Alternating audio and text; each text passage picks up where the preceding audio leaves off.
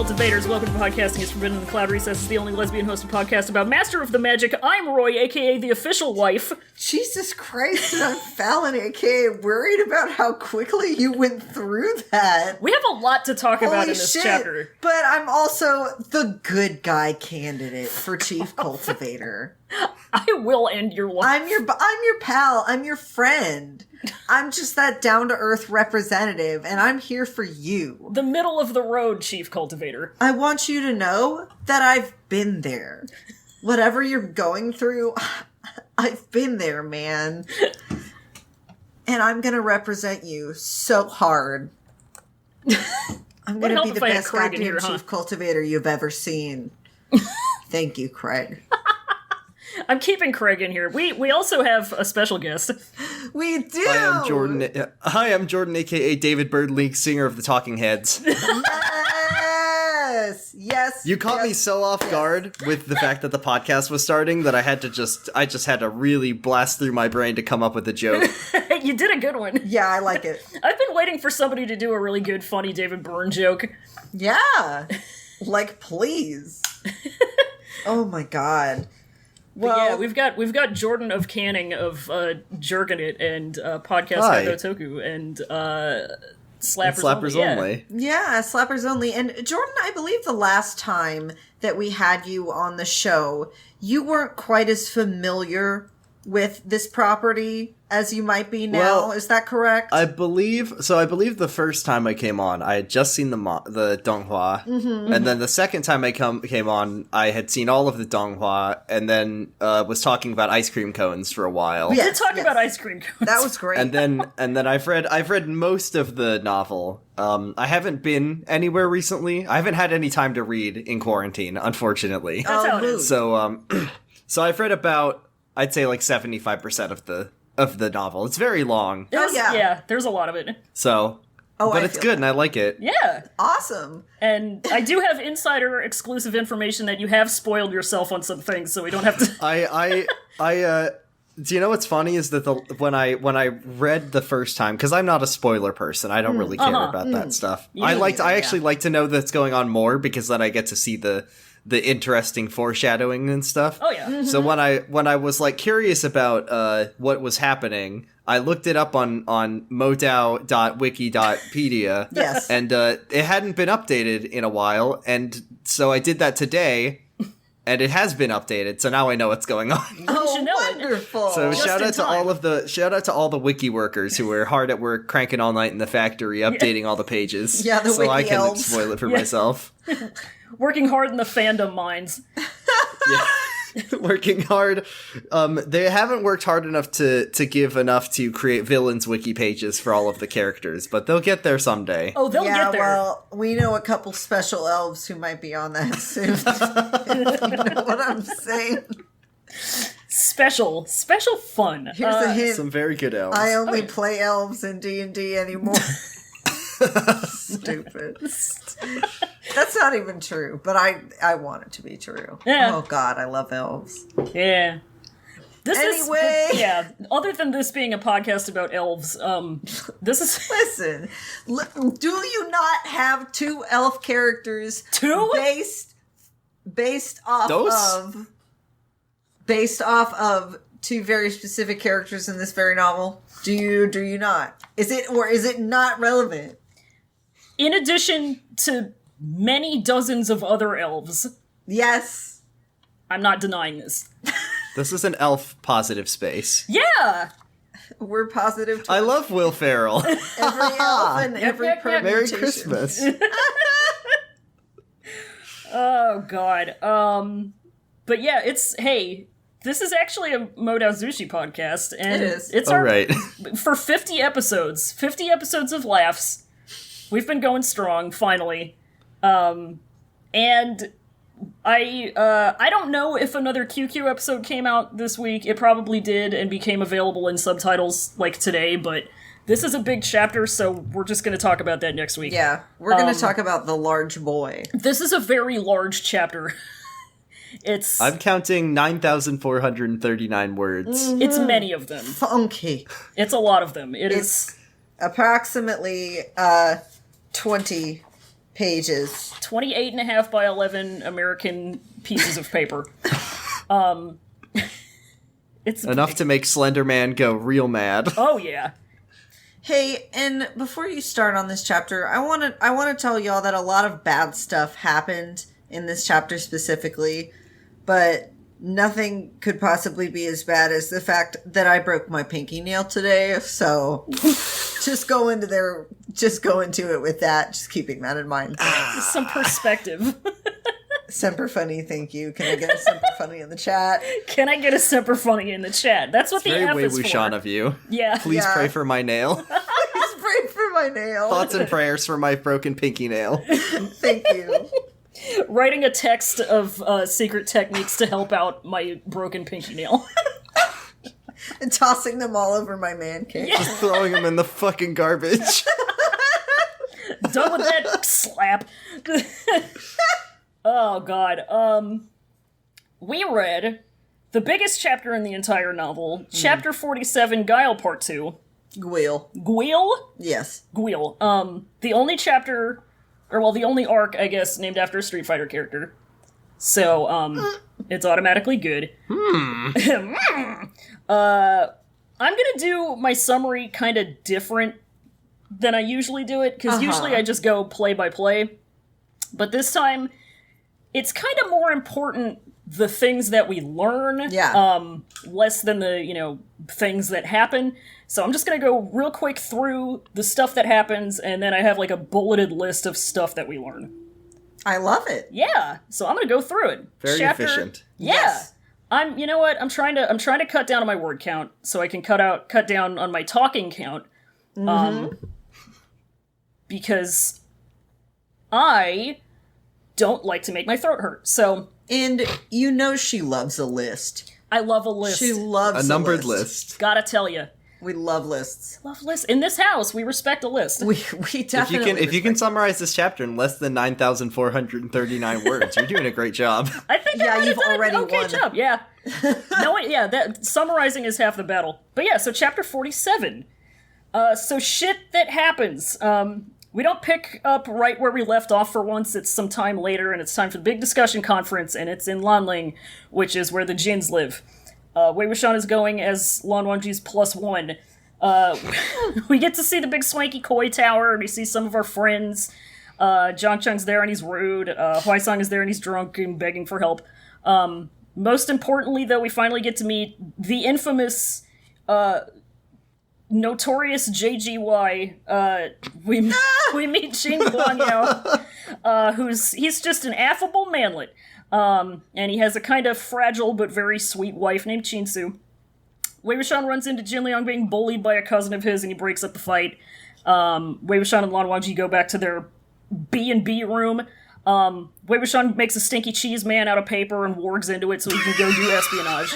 Am I wrong?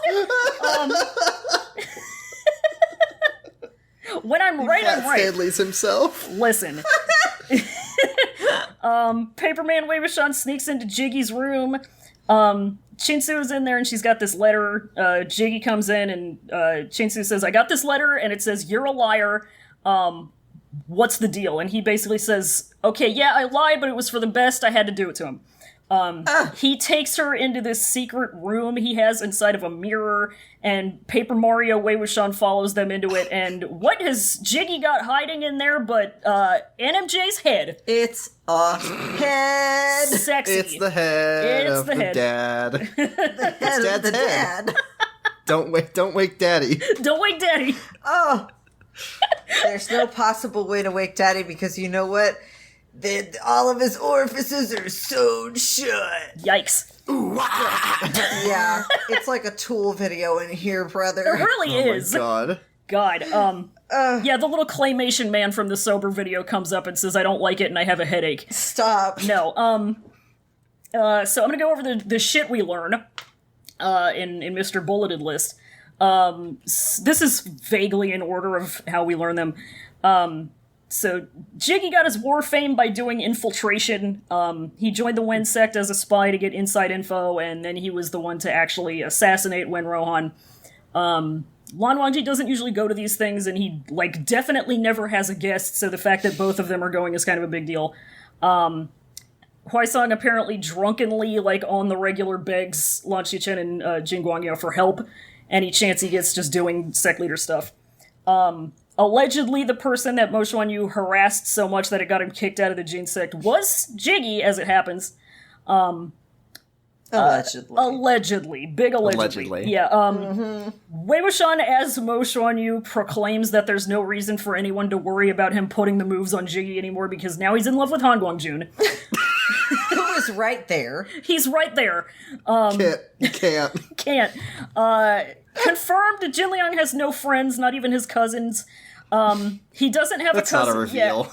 Yeah, We knew it. That's not news. Oh. He doesn't have a cousin via Jiggy, even though Jiggy is married, because Jiggy used to have a son, and his name was Jin Rusong, and he was murdered when he was about 2 because of political Game of Thrones bullshit, and they haven't been able to have another kid since. They just can't do it. He did get revenge by murdering that entire sect, though, as you do. Normal. It's regular. We learned that just like how you can warg into little girl ghosts, you can also warg into a piece of paper. When Jiggy and Shinsu are having their big marital spat, he denies everything in the letter at first, but then he kind of comes around and he's like, okay, but, here's the big but, okay? And he kind of insinuates that the story behind Rusong's death was a big fat lie. He says that he had to die. In addition to NMJ's head, Jiggy's secret mirror room has 3 important things. First of all, he has a bunch of scary, crazy torture implements. Wei Wuxian speculates that he made them to, like, get on famed torture liker when Rohan's good side. I don't remember if I was using A, B, and C, or 1, 2, and 3, but whatever. He also has a bunch of original Yilin Patriarch occult writings, Wei Wuxian's Aleister Crowley bullshit. Gotta collect them all.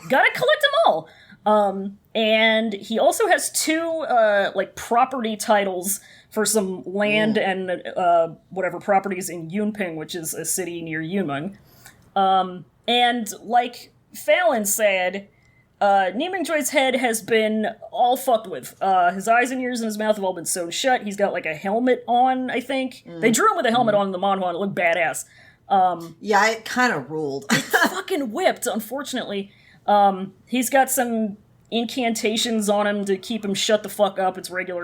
Yeah. It's just kind of a normal find. He's all hidden behind a secret curtain. Yeah. He's in a secret little, compartment. You don't want your wife to find your pop figure collection, and I think that's kind of the same thing. It's his Funko shelf. So you just keep it hidden in your crazy, cursed mirror secret room. And Every that's where castle you has put your one. Funkos. Natch? Yeah. The hell? The hell? Frickin' Natch, dude. Duh. Just where it goes. Yeah. Not gonna put it in the fucking living room. No. Please. Houses come with built-ins for a reason. It's rustic architecture. It's his transformation of the wine cellar, alright? He saw this place on House Hunters and he said, oh honey, this one has a secret mirror room, we're gonna have to get this one. I know what to do. It came with the house. Yep. You gotta believe me, the head came with the house. I didn't know it was here. The realtor didn't say anything about it. This is really gonna lower the resale value of this place if they ever find out. I asked what this big, scary old bronze mirror was, and she said, Don't worry about it. best not to look into it. It's a load-bearing giant bronze mirror. Whatever you do, don't step into it like Mario. There's a lot of Mario in this chapter, isn't there? There is. There may or may not be a phantom of an opera at the other end of that mirror. You really should not check. It would not be good for you. I don't know whether you've seen what happens to that poor girl. You know, the first time that Jiggy went through that mirror, he was just trying to find the secret castle slide. Just like in Mario 64. He was really surprised when it was a torture room. Yeah, he was just trying to have some fun. And he's like, God dang it, well, now I gotta use this for torture. I have no other use this choice. for crimes. Well, dang. Where's the cool underwater lake? Oh, well. Yeah. Oh, I guess what are it's you gonna war do? crime time. Beggars can't be choosers. War crime time. Horrible.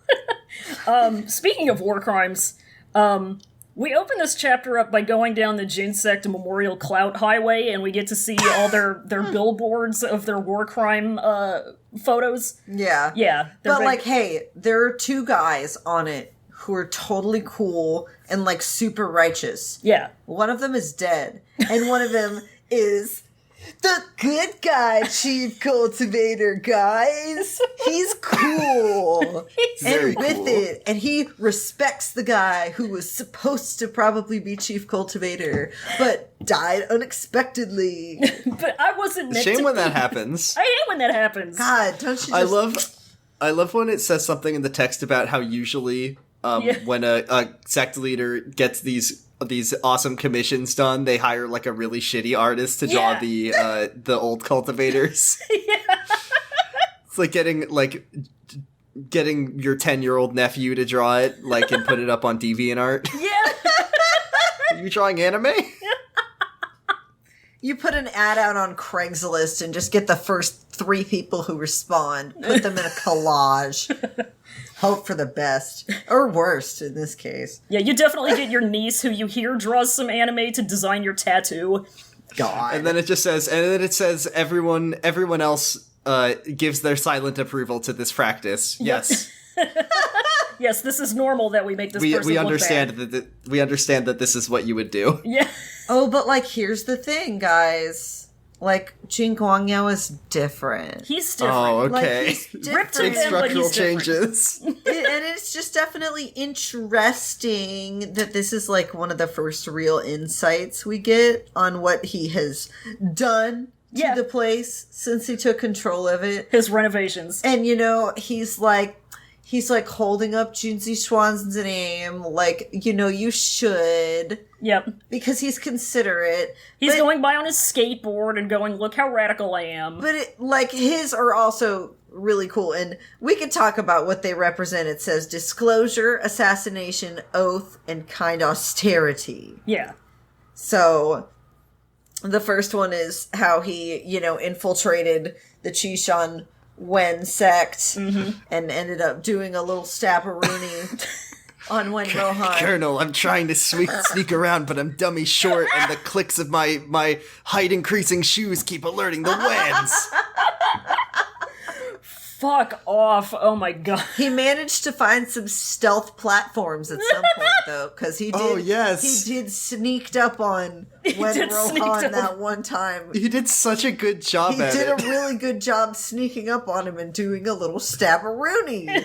Right in the vitals, baby. He Oreo-hoted him. I don't know what to tell you. Oh my god, he put a little pencil in his back and he died instantly. He died instantly. But here's something, like, a little funny and cute that I kind of noticed, okay? Okay. So hiring bad artists to make these other people look bad was a way for these people to look as good as possible, right? Yeah. The people who came before him. Uh-huh. But Jiggy was like, oh no, I'm different. So he did something specifically to make himself look as good as possible. That's the thing. Except in another way. Yeah. Not to both sides it or anything, but it's just You really gotta posting on Twitter, look, under no circumstances should you hand it to Jin Guangyao. Yeah. However, yeah, he hired a very good artist to draw both himself and Jinzi Xuan, so it's impossible to say whether he's bad or not. Yeah. I just want to see the version of this where Jinzi Xuan is drawn in, like, Oingo Boingo manga style. Please. Please, oh Please. my god. Manghua, get to it. Fix it. Get to it. You did it Hop wrong. on it. Oh my god.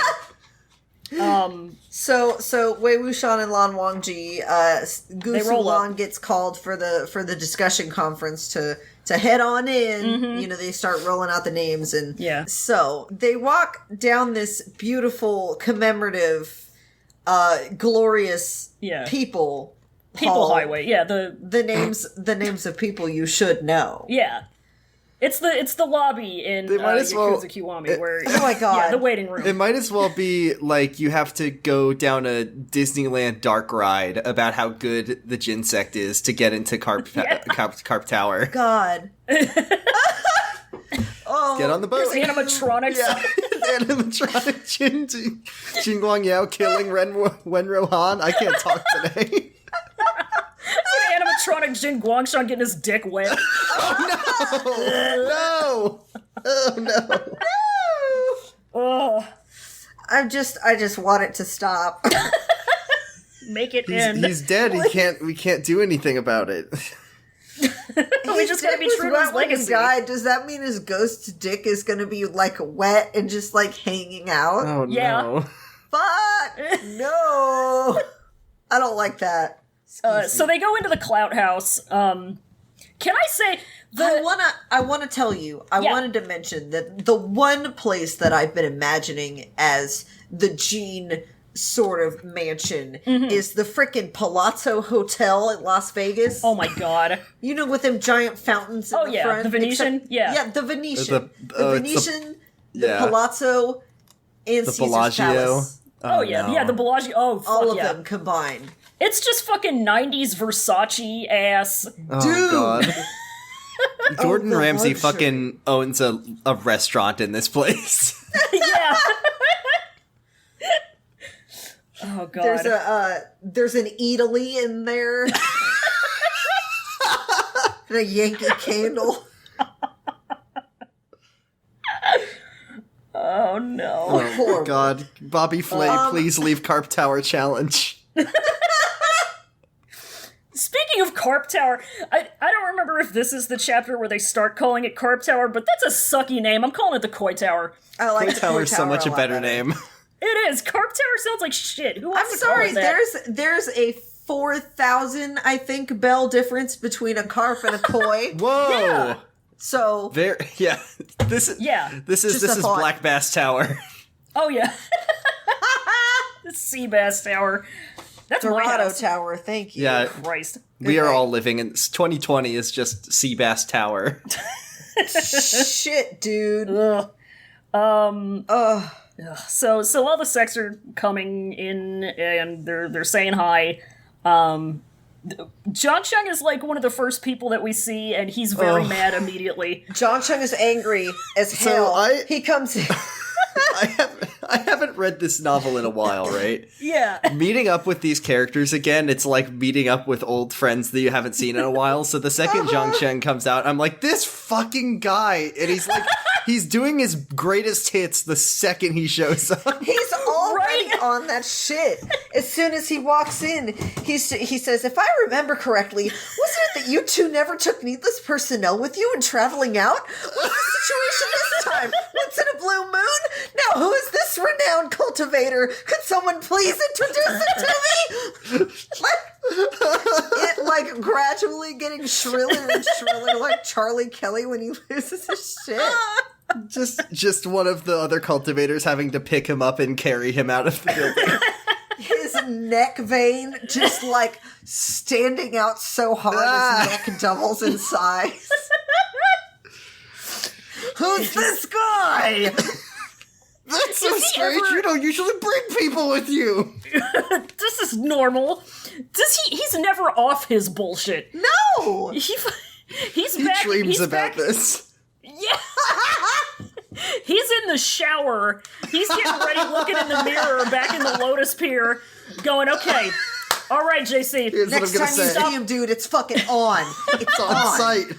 It's on site.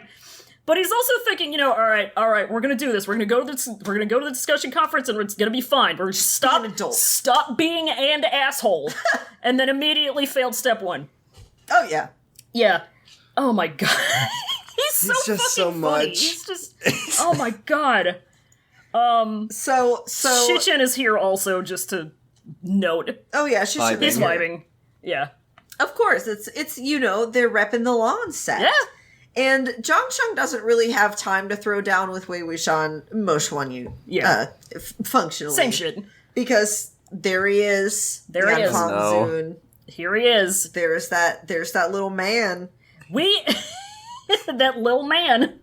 He's like, oh my god, bro, why didn't you tell me Wangju was coming? Ah!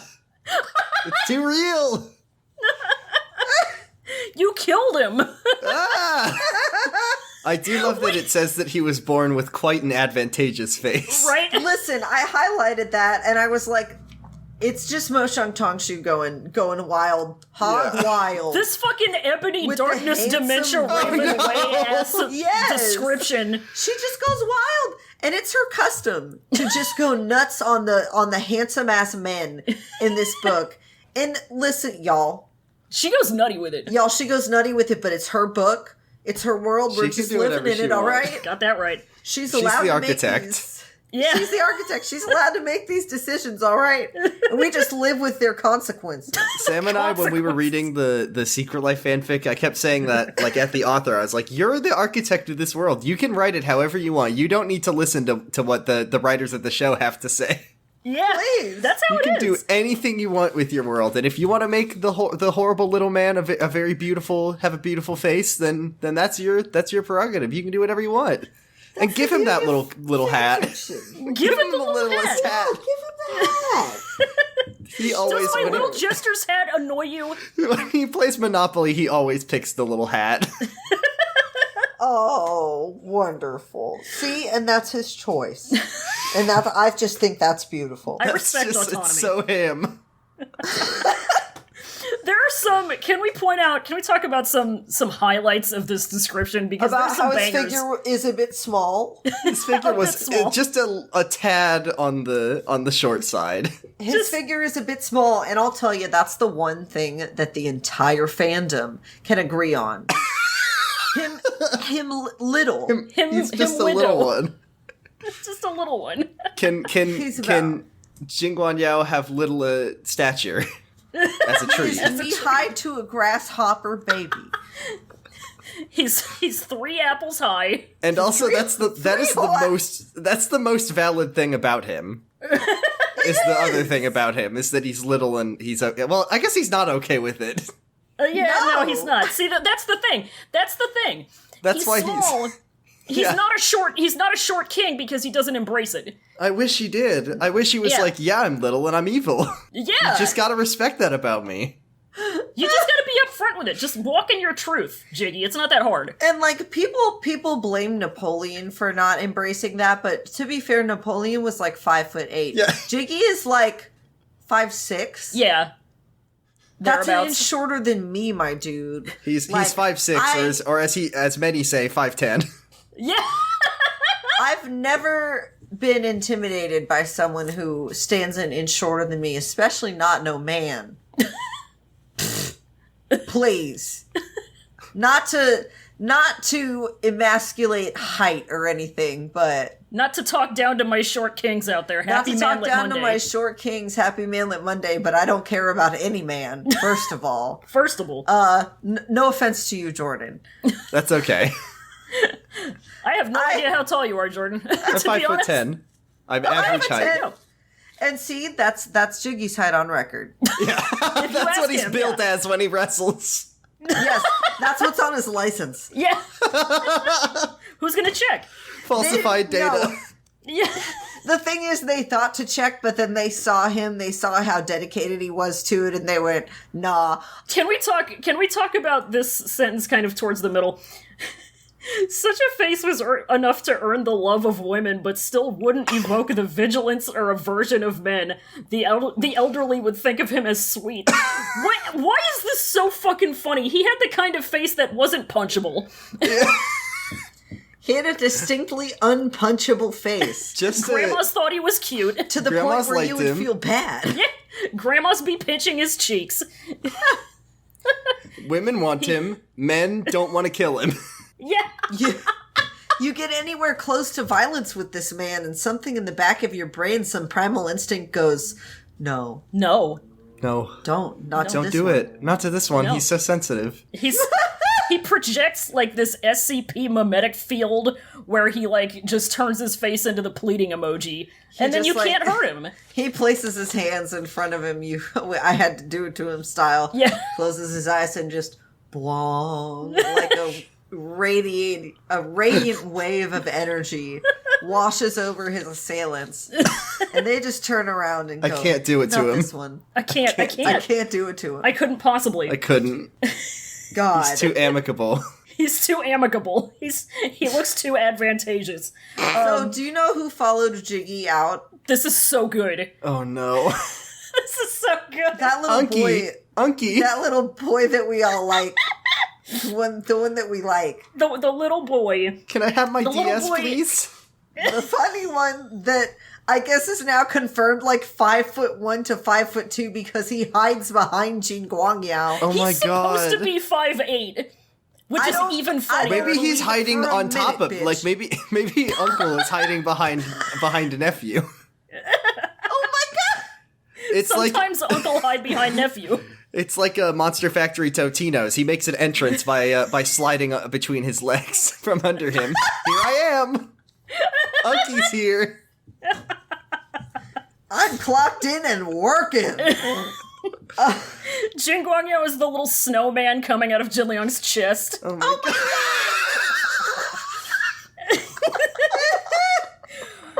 So he's hiding behind the small uncle because he's afraid of seeing the God. slightly larger uncle. Yeah.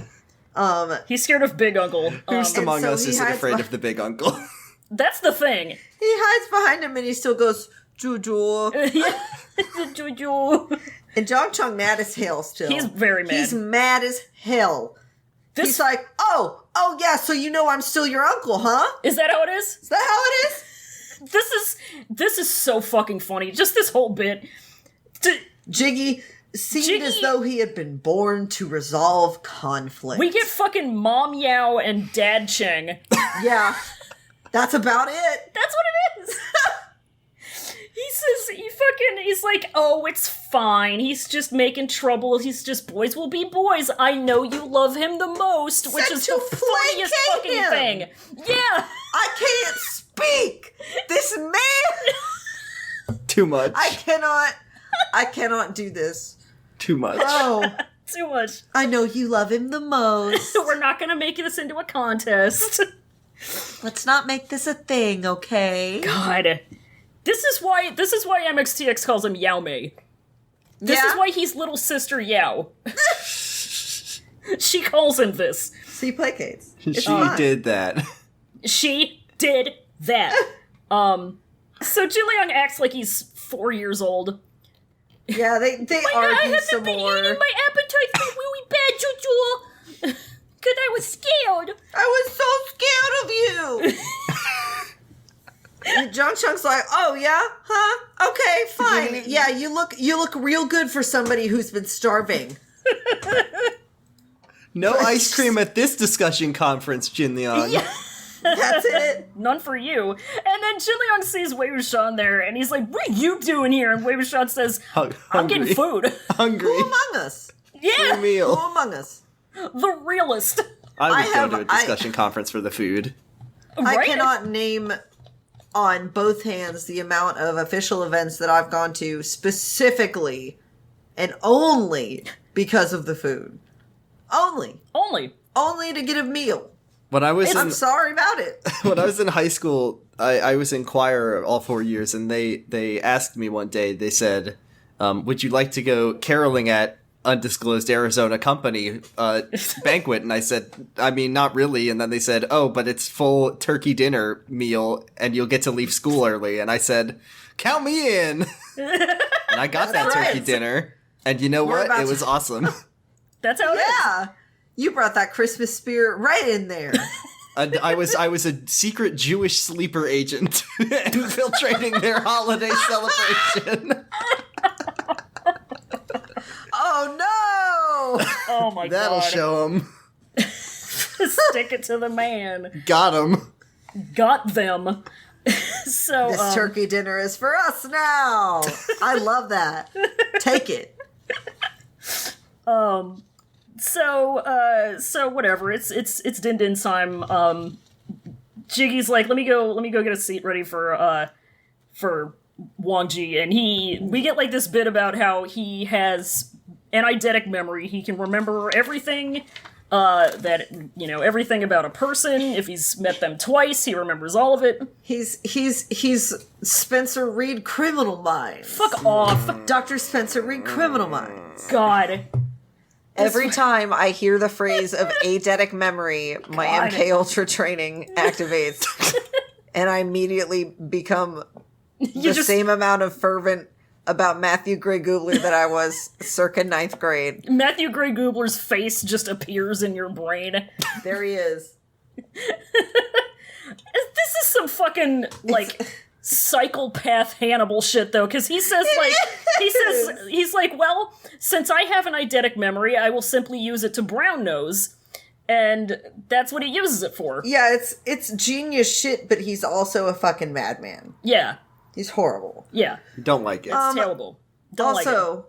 So he's horrible. Yeah. We know, and the story is setting it up for him to be horrible. Oh yeah. He's too nice.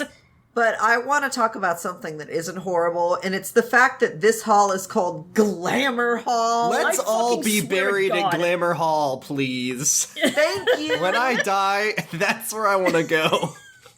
Every time I read Glamour Hall, it's just like a little hit of serotonin. I'm like, ooh, I want to go there. I like Mo Xuan Tongxu has, she doesn't have J.K. Rowling brain, where she is capable of being and there were also ladies there, too, also. We're not going to give them names or talk about them, but they exist.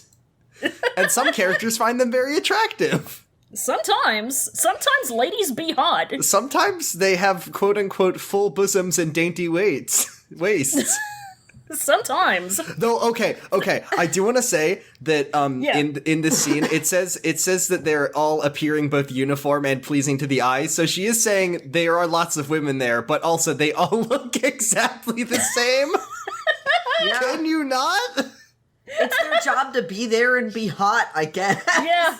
Horrible. I've stocked this party with Nurse Joys, and they're just gonna all walk around.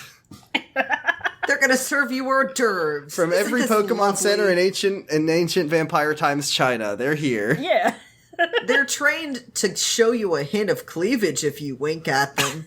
Won't that be exciting? Saucy barmaid Nurse Joys. Oh my god. And Wei Wuxian likes them so much that he forgets that he's supposed to be gay. Yeah, he likes them. He had never been able to help himself from looking a while longer when he came upon fair women. And I understand that sentiment because it's me at Himbos, the aesthetic appreciation is there and the everything else is not. You just like to see it. You do just like to see it. He's just sneaking a peek, and then he's sneaking even more of a peek. Yeah. And then he's a long peek, a peek. Oh, right. And he suddenly realizes, oh yeah, shit, I'm supposed to be gay. And he looks at Lan Wangji and he's like, hey, don't make me forget that again. I can't be slipping up. People know me here. Sorry if I have a reputation to uphold. Yeah. I have a very gay reputation to uphold. If I end up horrifically embarrassing you, sorry about it. It's not my fault. Oops. He knows that it's gonna happen. That's why he knew when he brought him that was gonna happen. Yeah, and Wang Ji's like, it's fine, just don't, piss people off on purpose. Today? Today, I will piss people off. Let's see, spin the wheel. Oh, it says on purpose.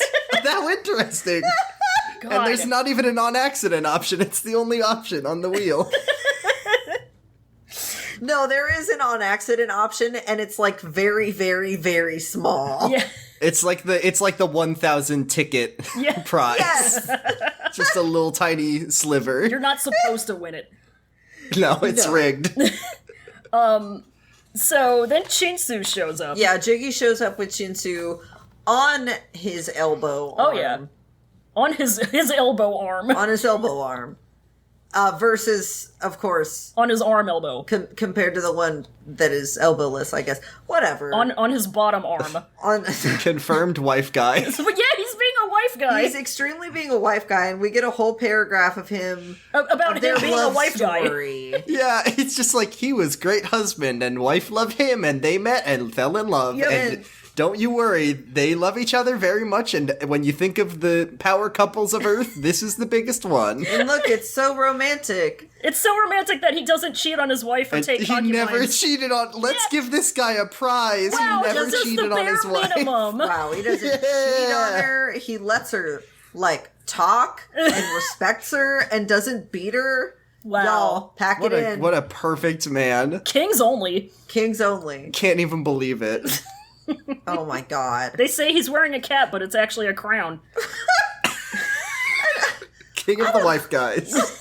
I don't know about y'all, but this whole paragraph, like, just made me feel weird. Yeah. It was weird. It's a bit much. Well, And when you have to...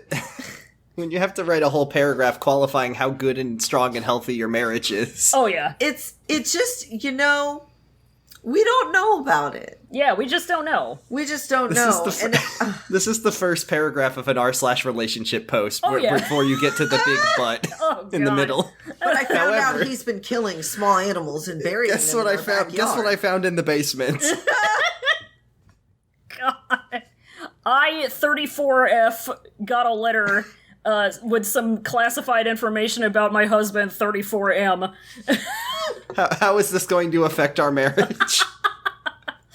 Oh, God. So he's a wife guy. Wei Wuxian is like, aw, he does the bare minimum. Oh, it's nice. He was like, and they're coming down the stairs, and Jean Guangyao is like holding her hands like as though he even worried that she'd accidentally trip over the jade stairs. Gonna take a cheap shot here. Stairs would certainly be a thing Jiggy would still be allowed to worry about. He's so scared of them. That is within the statute of limitations. He is cleared to be worried about stairs. It's clear. He's valid. Therapist says that one is not irrational. If you're scared of stairs, you are valid. Cleared for stairs trauma. So they... As he did not clear stairs. I mean, I guess he kind of did clear stairs toward... He cleared them. He kind of speed ran the stairs, if you think about it. He clipped through the stairs. he aligned his QPUs and then he built up speed for 12 hours. Jeez! Oh my god. Half a press. There it is. So then it's party time, whatever, Yeah. excellent. And then we get the best part in the entire chapter. Nie Huaisong is here. Which is always a good thing to start a sentence out with. Yes. And Jiggy deals with Nie Huaisong like he dealt with Zhang Cheng in that he treats him like he's placating a child. Yeah. I mean, a little bit more justified in this case. yeah. Yes, definitely justified. Yeah. He's like, hey, what's going on? Let's take a deep breath. Let's calm down. Yeah, because Okay. Huaisong comes up and he's like, oh my god! He can't do it. Stop gotta putting me in help positions me, of power. I can't. He's drunk and he's having a drunk bad head shaker. time. A drunk At head least shaker. this chapter, the other secret revelation is we know what kind of drunk Nie Huaisong is. Oh yeah. Yeah. He's a crying drunk. The sad drunk. The sad panicky sad anxiety one. drunk. Oh, absolutely. Roy know? knows it well. Oh yeah. Deep relations. So he begs for help. Jiggy's like, Like, I gave you people last time. What happened to them? And Huaisong's like, this is a different problem. I want to die. ain't that the way of it, though? Most relatable character 34 years running. Old Love problems end, new problems begin. You can never stop, and the only option is to quit. Yep. Or to find someone else to deal with Just it. find us someone to do it for you. Have your more powerful acquaintance, your brother's friend. Yeah. Yeah, Huaisong, I'm going to say one thing about Nie Huaisong. He's really good at finding other people to do the job for him. Oh, yeah. That's a skill. It's a very yeah. valuable skill. It's resourcefulness. That's all I'm saying. It's incredibly resourceful. I'm just saying. Like, if I had an older sibling and they bit it and they had some very capable friends who were down to help me out, I'm going right to them. Fuck it. Yeah. It literally took me until my brothers left to go to college for me to have to learn to, beat scary bosses in video games by myself. God! See, this is such a younger sibling thing, and that I don't know anything about because I'm the older sibling. It's a mood. It's a vibe. I'm not a sibling. See, we have very. Well, I'll say that Hwai-song couldn't beat Queen Goma by himself. No. Christ. And neither could I. God. Oh God. Poor Hwai-song. Poor Hwai-song. So Jiggy's like, all right, wife, you go take a napply nap. I'm gonna help the baby out. And Nie Hwai-song, of course, has to take Lan Shichen along. You got to take both. And do you ever think about how cool and timely it was for Nie Hwai-song to just be there drunk and to drag the two most relevant people to this whole thing away the same evening that Wei Wuxian and Lan Wangji do an investigating? He was drinking a drink called the Genius's Brew. It's the Genius's Brew. He was just sipping that tea. Yeah. Oh my God. That's what it is. I can't believe it. You know? The Genius's This works out so well. It's God. just so strange how that works out. It's almost like this is a fiction One of life's novel. little silly little coincidence of life. Life just works out funny that way, don't it? It's just the silly little nuggets of coincidence. So anyway, she busts out. Yeah. Chinsu busts out. They all bust out, and now it's Wei Wuxian and Lan Wangji, and he's like, Man, everybody's looking at me weird. "Oh God, What the fuck did I do? Yeah. what did I do? Did Mushwan you streak? Did he Did he just drop trout? shake it? Did he get his dick out? Did he have his dick out? Take it out! Did he spell his love out for Jing Huang Yao and Pipi? What's so crazy about this? I guess Lanling Junsec people really haven't seen anything. And Wei Wuxian, somehow, some way, I can guarantee you with this line, because I know, he has been online. He has been You online. live long enough. He has been online. I don't care that this When is he was vampires. dead, he logged on. Yeah, He when logged yeah. on in the afterlife because the afterlife is eternal and timeless. Yeah, they have internet. There's no time is cyclical. So he went to the afterlife and he found a laptop and he just went on Twitter and he just learned some things. Yeah. He just learned some logged things. clean in. Logged clean It's on in. vampire times and Wei Wuxian knows what a persona is. He can't. Just a fact. Just a fact. He can't post though. He can only browse. That's the one course. catch. He can only browse. That's hell. And He can click like, but he can't click comment or retweet. Yeah. He wouldn't be able to communicate with anybody anyway because he's speaking and writing a incredibly esoteric form of ancient Chinese. Yeah. All those papers from later in the chapter were just composed tweets that he never made. Oh my God. I mean, he just does the normal action of composing his tweets by hand Yeah. in a notebook, Yeah. and then the ones he deems acceptable, he rips out and tapes on his wall, and the ones he deems unacceptable, he rips out and throws on the ground. Sometimes they get in the He's blood just trying pool. to go viral. Cut him some slack. He's got a cork board full of good tweets. He's got sponsorships riding on this man. He's gonna make so much money. He's got a show on Adult Swim coming out. Oh my God. He's like, can I make it till my Adult Swim show premieres without people canceling me on Twitter for saying something shitty? Let's see. We're gonna have to be really careful about this. Oh, I'm just trying to make comedy. So It was a social experiment. God. So he says I'm gonna go ask somebody what Moshuan you did, and he leaves. he says, "Watch Zhang Chung for me." Like Yeah. he's if y'all don't Keep an stop eye. infantilizing this man. He's 40 years old and he's never kissed a girl. He's 35 Just keep an years eye on him. old. He's never slow danced with a woman, and that's okay. He's never held a person's hand in his life. Never. He's never known the thrill of first love, and that's fine. If I was 35 and I sensed someone talking about can you keep an eye on him, I would die. I would I turn would go to dust. absolutely insane. be so upset. Be so What the fucking fuck mad. did you just say? What? I'm 35 years old. I'm not a baby. Literally, I can watch. I Oh feel my like a God. wild chimpanzee right now. Watch my I'm fucking screeching. nuts, bitch. Are you kidding me? Watch who? Watch Me just posturing like an ape, backing away. T-posing to assert dominance. So angry. so fucking mad. He's so mad online. Oh, and that's like T On posing. and That's offline. that's like serif font T posing. You have your arms out like this. That's the T-posing that he makes when he takes his whip out. Yeah.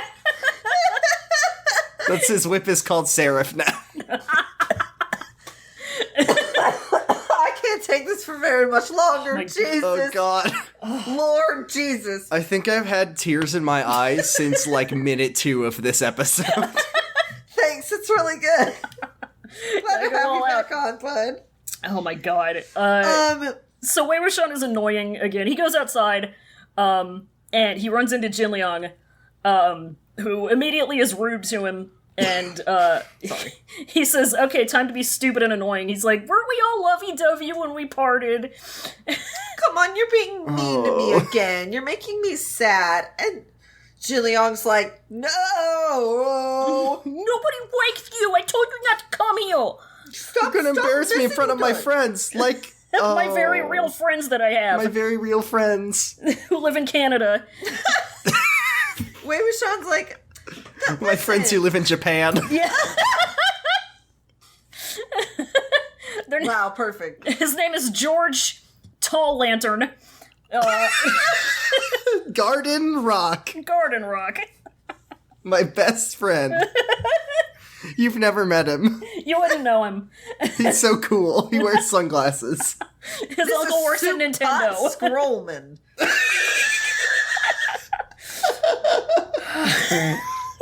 So Jin Liang asks him why the hell he came here, and Wei Wuxian's like, I've been stuck to Lan Wangji like glue. Don't you remember? Why wouldn't I have shown up? I'm this close to making him grab a rope and tie me to his body. I mean, the kid already saw him do shibari with him, Like, so... stop rubbing it in. He fucking saw it. He saw it. You've corrupted this little boy already. He saw it. He did see it. So, for what was it for? What for? What it was for nothing. Why you gotta? You don't gotta. You don't. You ain't gotta. He's 15. You don't Yeah. gotta. Just no reason. Jin Liang gets pissed off at this because he gets pissed off at everything. Yeah, he's like, go away! Nobody likes you! Go away.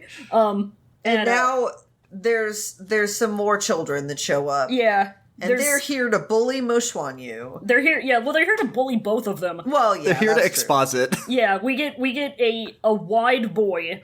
A wide boy. They start harassing Mo Xuanyu, Wei Wuxian. Jin Large Jin Liang. Dudley comes up. Yeah. Gene Dudley. Yeah. And Jin Liang's like, hey, this is not your business. All right, mind your own. Yeah. Which, you're not, like, you're- look at the growth. right? Look at the growth. He's like, you're not allowed to make fun of my gay disowned uncle, okay? Only I am. Yeah. Only me. It's not cool if you do it. What an ally. Right? God. And so they're kind of encroaching on Jin Liang and Wei Wuxian. And They're snapping like the Jets and the Sharks. yeah, oh my god. This is how we do it in Lan Ling. Oh god. Fucking, And Jin Liang does a sidestep and steps in front of Wei Wuxian. Oh my goodness. So he hides behind his tiny uncle and steps in front of his taller uncle to protect him, which is so fucking good. It's I normal. love it. It's really kind of cute. It's good. And Jin Shan is like, oh well, we're not trying to fuck around. We're just teaching this nasty boy a lesson. And Jin Liang's like, that's old news. That tea is stone cold, bud. Get the fuck out of here. Evaporated. Yeah. Evaporated. He's like, do you know whose +1 he is? Han Guangjuns. So, jot that down. Like, and I love there's this one part where, like, Jin Liang tells him that, like, Mo Xuan, you got kicked out a long time ago. It's not their business anymore. And Jin Shan's like, so what? So what? Or whatever. Like, he's never even heard of minding his business. But then Han Guangjun gets mentioned, and that's the magic word. That strikes fear into the heart of God Into himself. the heart of all of those children. Oh, yeah. All those little boys. They don't like it. No. Everybody's scared of Han Guangjun. But the boys still find it within themselves to tease him a little more. They're like, oh, didn't you hate this guy up until now? Like, what happened? Big scary Han Guangjun. Jin Liang's like, what does it matter to you? Mind your business. I'm not scared no more. I'm a big boy. I've had a lot of growing up. I'm a big kid. I got my big kid. I feel like Jin Liang voice is like Salim Bradley voice when he hits puberty a little bit, just like at the very beginning. Oh my god. Absolutely. It's true. It's confirmed. Yeah, it's very true. So this is where we find out that the person that Mo Xuan Yu had allegedly, underlined, bolded, allegedly. Asterisk. Yeah. The person he's supposedly was harassing was Jin Guangyu. The hamster himself. And he reached into the cage and took his yogis and was, like, holding them just out of his reach. It was so cruel. It was so mean. cruel to see. It was very mean. We hate to see it. And Wei Wuxian's like, wow, holy shit, wow. Makes you think. Makes you think. He says much to think as about. As if I've been struck by thunder. Yeah. So the kids kind of bicker a little bit more, and then, Jin Liang picks a fight, because of course he does. And the kid's like, one of the kids is like, oh, why not? He's only going to call the dog to help him anyway. And I'm like, don't fucking call him out like that, dude. Like, not only is it effective. Yeah. It's a welcome addition visually to a fight. Yeah. When a dog is there, a dog is always going to make things better. Yeah. I like it. I do like that he was about to call the dog, but then he stops when he's like, you're just going to call the dog. And he's like, actually, I was going to fight you, Sans dog. No dog. I don't even have a dog. I just felt like switching it up today. Who needs a dog? Just to show you guys. We love and respect Jin Liang, but when he says I don't need my dog Fairy to beat you up, you just really need to reassess some of the things that you're doing in your life. Hey, no, he's just subverting expectations. Okay? Oh my god. That's like naming your pit bull Tiny or whatever. Oh, all right? Yeah. It's great. How is it not a threat to call a dog into a fight, though? This is a human intelligent dog. I would be scared shitless. And that is the biggest threat. It's supposed to be a big ass dog too. He's a husky. She's a husky. Because dogs are so sweet and like loving, but humans have so much capacity to have hatred and darkness in their hearts. Yeah, when you give that ability to a dog, you're just asking for the most dangerous creature ever created. It'll rip you to shreds while raiding you for filth. I wouldn't try it. No, dog that knows how to hold a grudge. Yeah, I'm okay without it. Nah, Fairy can live her life. Fairy can do her. We respect her. So anyway, they start to fight. Jin Liang says the words of "Do you want to die?" like his juju does. Well, here's the thing. Wei Wuxian is just kind of standing there. Yeah. And Jin Liang keeps having to go back and go back and go back, and eventually he gets forced closer and closer to Wei Wuxian, it says. Yeah. And Jin Liang is pissed off that Wei Wuxian hasn't moved to, get involved in the fight at all yet. And Wei Wuxian grabs him. He grabs his hand, and he, like, kind of pushes on his wrist in a certain way. And Jin Liang collapses on the ground, and he's like, do you want to die? Eliminated. Like, 2 guesses who he learned his intimidation tactics from, first of all. And Wei Wuxian's Step 1, yell. Step 2, threat. Yeah. There is no step 3. Yep. Step 3, be rude. Step 4, be angry. Yeah. Wei Wuxian's like, all right, did you get it? Jin Liang's like, excuse me? Wei Wuxian's like, did you get it? Like, you cannot be subtle with his child. That was his first mistake. He's foolish. I love this boy, but he's foolish. So Wei Wuxian shows him what he did to his wrist again. He's going to teach him martial arts. Yeah, he teaches him, I think this is Aikido. something. Yeah.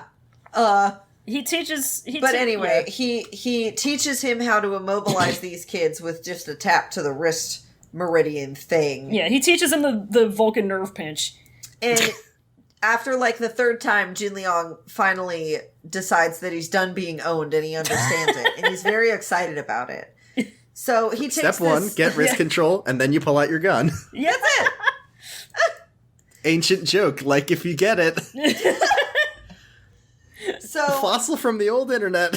Oh, Christ. God. He gets up and he starts owning in this whole fight again.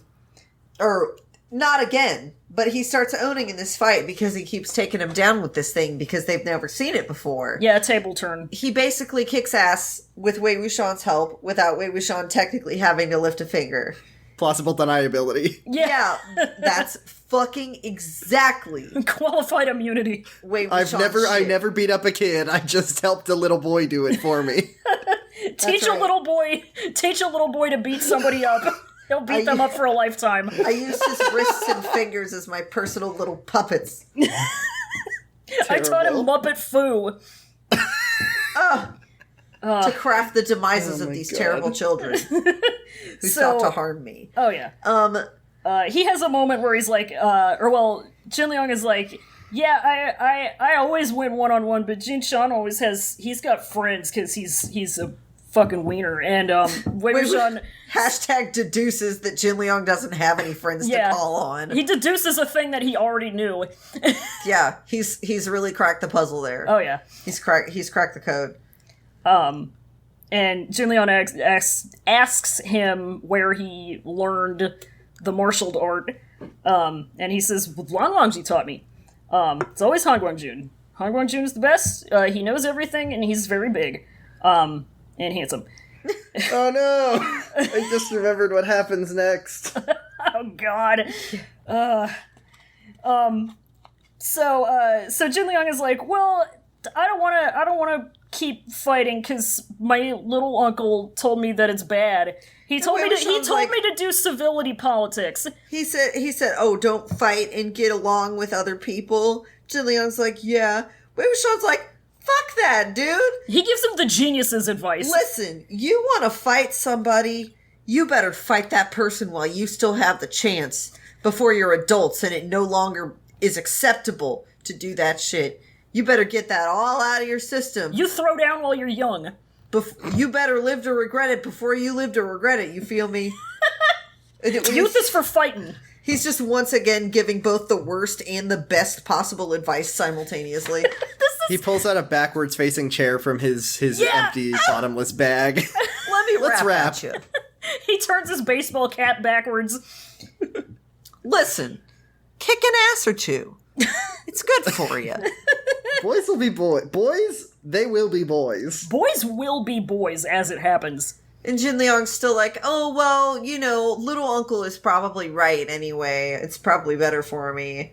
And Wei Wuxian is like, Moshuan, you definitely thought Jin Guangyao was like the big genius of the world.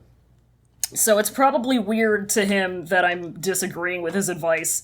What can I do to get this lie back on track? I know, be gay. So Wei Wuxian's like, listen, I know that you've noticed. I'm irrevocably in love with Han Guangjun now. This is my life. This is my identity. I am no longer thinking of Jin Guangyao. Shadow the Hedgehog voice. This is who I am. Jin Guangyao has left the building. All right? Who? He's out of here. Jin Guangyao who? Who? Never heard of him. It's all Han Guangjun up here now, baby. He says, I had an epiphany. I realized he's not my type. I realized we were both bottoms. I'm not about that life anymore. I found me a top. I found his face disagreeable. God. I found it disadvantageous. I looked at it and I said, this face is gonna make me want to fight. I don't agree with this. I disagree. That's exactly what I said. When I saw that face, I said, I disagree. Do not like. And I turned 360 degrees and walked out the door.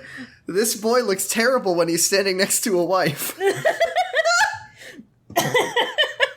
Oh God. But hey, he's like, I just can't leave him.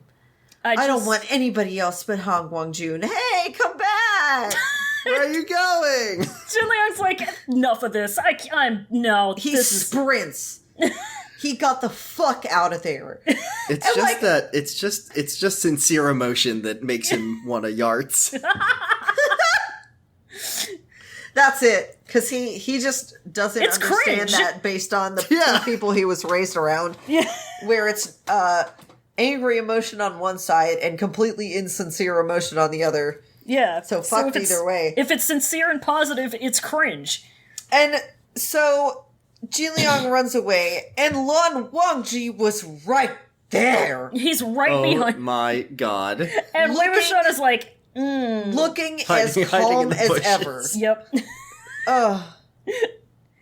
Wei Wuxian is like, ugh. And he's like, it's kind of weird. He doesn't usually feel a subtle sense of shame, quote unquote. Yeah, I hope he This suffers fucking for guy it. has never been ashamed in his entire life. Except This now. is a new experience for him. Yeah, and I wonder why that might be. I don't know. I wonder if it might have something to do with him potentially craving Lan Wangji's McNuggies.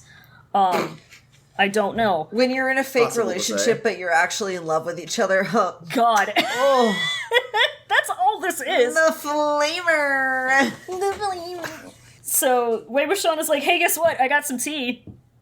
I know you don't care, but I do. And he tells him about the whole why Mo Xuanyu was kicked out of the Koi Tower business. And how, like, we kind of learned that the Lons didn't know anything about it because they don't do gossip. They don't keep up with that They're shit. not about they really that life. I don't like Nah, it. they stay in their lane. I highlighted this entire piece of dialogue and I don't know why. It's basically like, yeah, like if Mo Xuanyu had like harassed anybody else, it wouldn't have mattered. But because it was Jiggy, that's why it was a big deal. And it's just interesting that it's Jiggy who is, as we know, kind of really kind of known at this point for lying a little bit. Yeah, I mean that's how he got his fame. But also, it's just kind of weird to think about. But he's so nice and he looks so sweet and But grandma's he's like the him. good guy cultivator. He's the good guy. He's a good guy. Yeah. Capital Good G, guy capital G. centrist. Yeah. He's just, he's good. And, he's good and nice. And he's a wife guy. And Wei Wuxian's thinking back and he's like, wow, I talked to him and he's great at just acting like it's all good. Yeah. He was great. I'm really just glad that luckily for us readers, Wei Wuxian sees directly through Jiggy's bullshit from the get.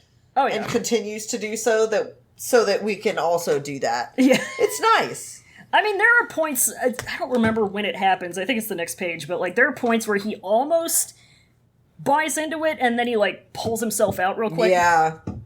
But then Wei Wuxian starts, like, feeling bad for Jin Liang, who has no friends. He says, don't tell me that Zhang Sheng always accompanies him. His own uncle doesn't count.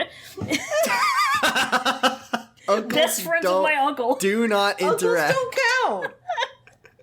My uncle says I'm handsome. Subtitle of the entire novel. Yeah. Mo Dao Zushi, Uncles Don't Count. Uncles don't count. And he's like, wasn't there were so many people like that when we were young, right? And Lan Wangji like looks at him and like raises his eyebrows, and Wei Wuxian's like, Okay, it was me. okay, Okay, was it's just only me. It was just me. It's like making an incredibly specific, relatable post. And having it getting one like, you know, it's a sympathy like. Relatable post being killed and then coming back many years later into the body of a weirdo that no one likes. Click like and reblog if you can relate. Yeah. No? Only one? That's really weird.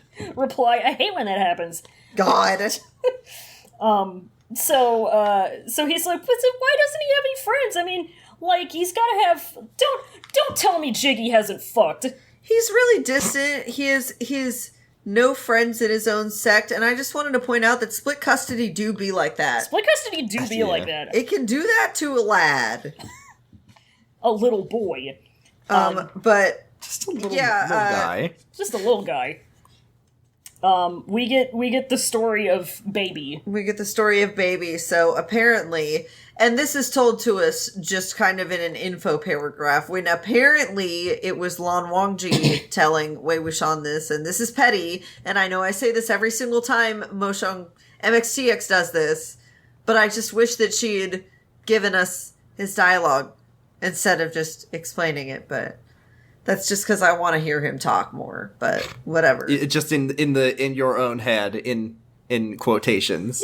Yeah, exactly. If you just took 2 keystrokes and that's all it takes. It's different. Just put it in quotes. Yeah. And I'll be all right. Here's the thing about this paragraph where we get the story of what happened to Jinru Song is that I wrote quotation marks around it because this is a whole lot of bullshit. Yeah. So back when Jiggy was trying to build all those lookout towers, The one comrade thing he did. yeah, a lot of people didn't like it because they didn't want to, I guess, Because they spend were the extra money. Republicans. Yeah, they Yeah. don't care about people. They didn't want it in their property. Yeah. It's not gonna make them a profit. Right. Yeah. They're not going to make any money off of it. No, exactly. It's all it's going to do is do public good. Yeah. So they were mad. One person, leader of a sect in particular, was mad. Very mad. And apparently he went ahead and myrtleated Jinru Song. Yeah. So that was his fault. That was on him. On him, yep. But, That's a him problem. and he was, the kid was fine, He's a good kid. as everybody recorded. But bye. So, And Sometimes so you Jiggy, do a of course- genocide. sometimes you do genocide. Yeah, Jiggy did a retaliatory genocide.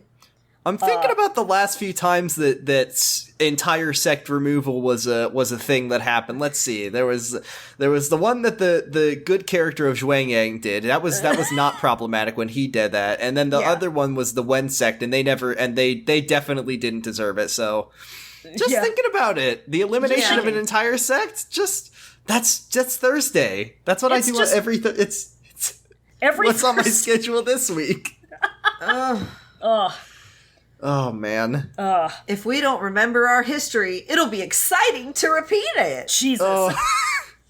So he did genocide to do revenge, and then but Shinsu got depression, understandably, and they have never fucked since. So, No more babies. Can we? Okay, here's. I hate to say this. I've brought it up before, and I hated to say it then, but this is the elephant in the room in the entire Venerated Triad narrative. The fact that the only member of this group of 3 men that we have proof that he fucked is Jiggy makes me so mad. How? It's not like kind of on a spiritual and emotional level. Okay. I'll tell you why there's no proof that either of the other ones fucked. I think Lan Shichen saving himself for marriage, and Nie Mingjue was just gay.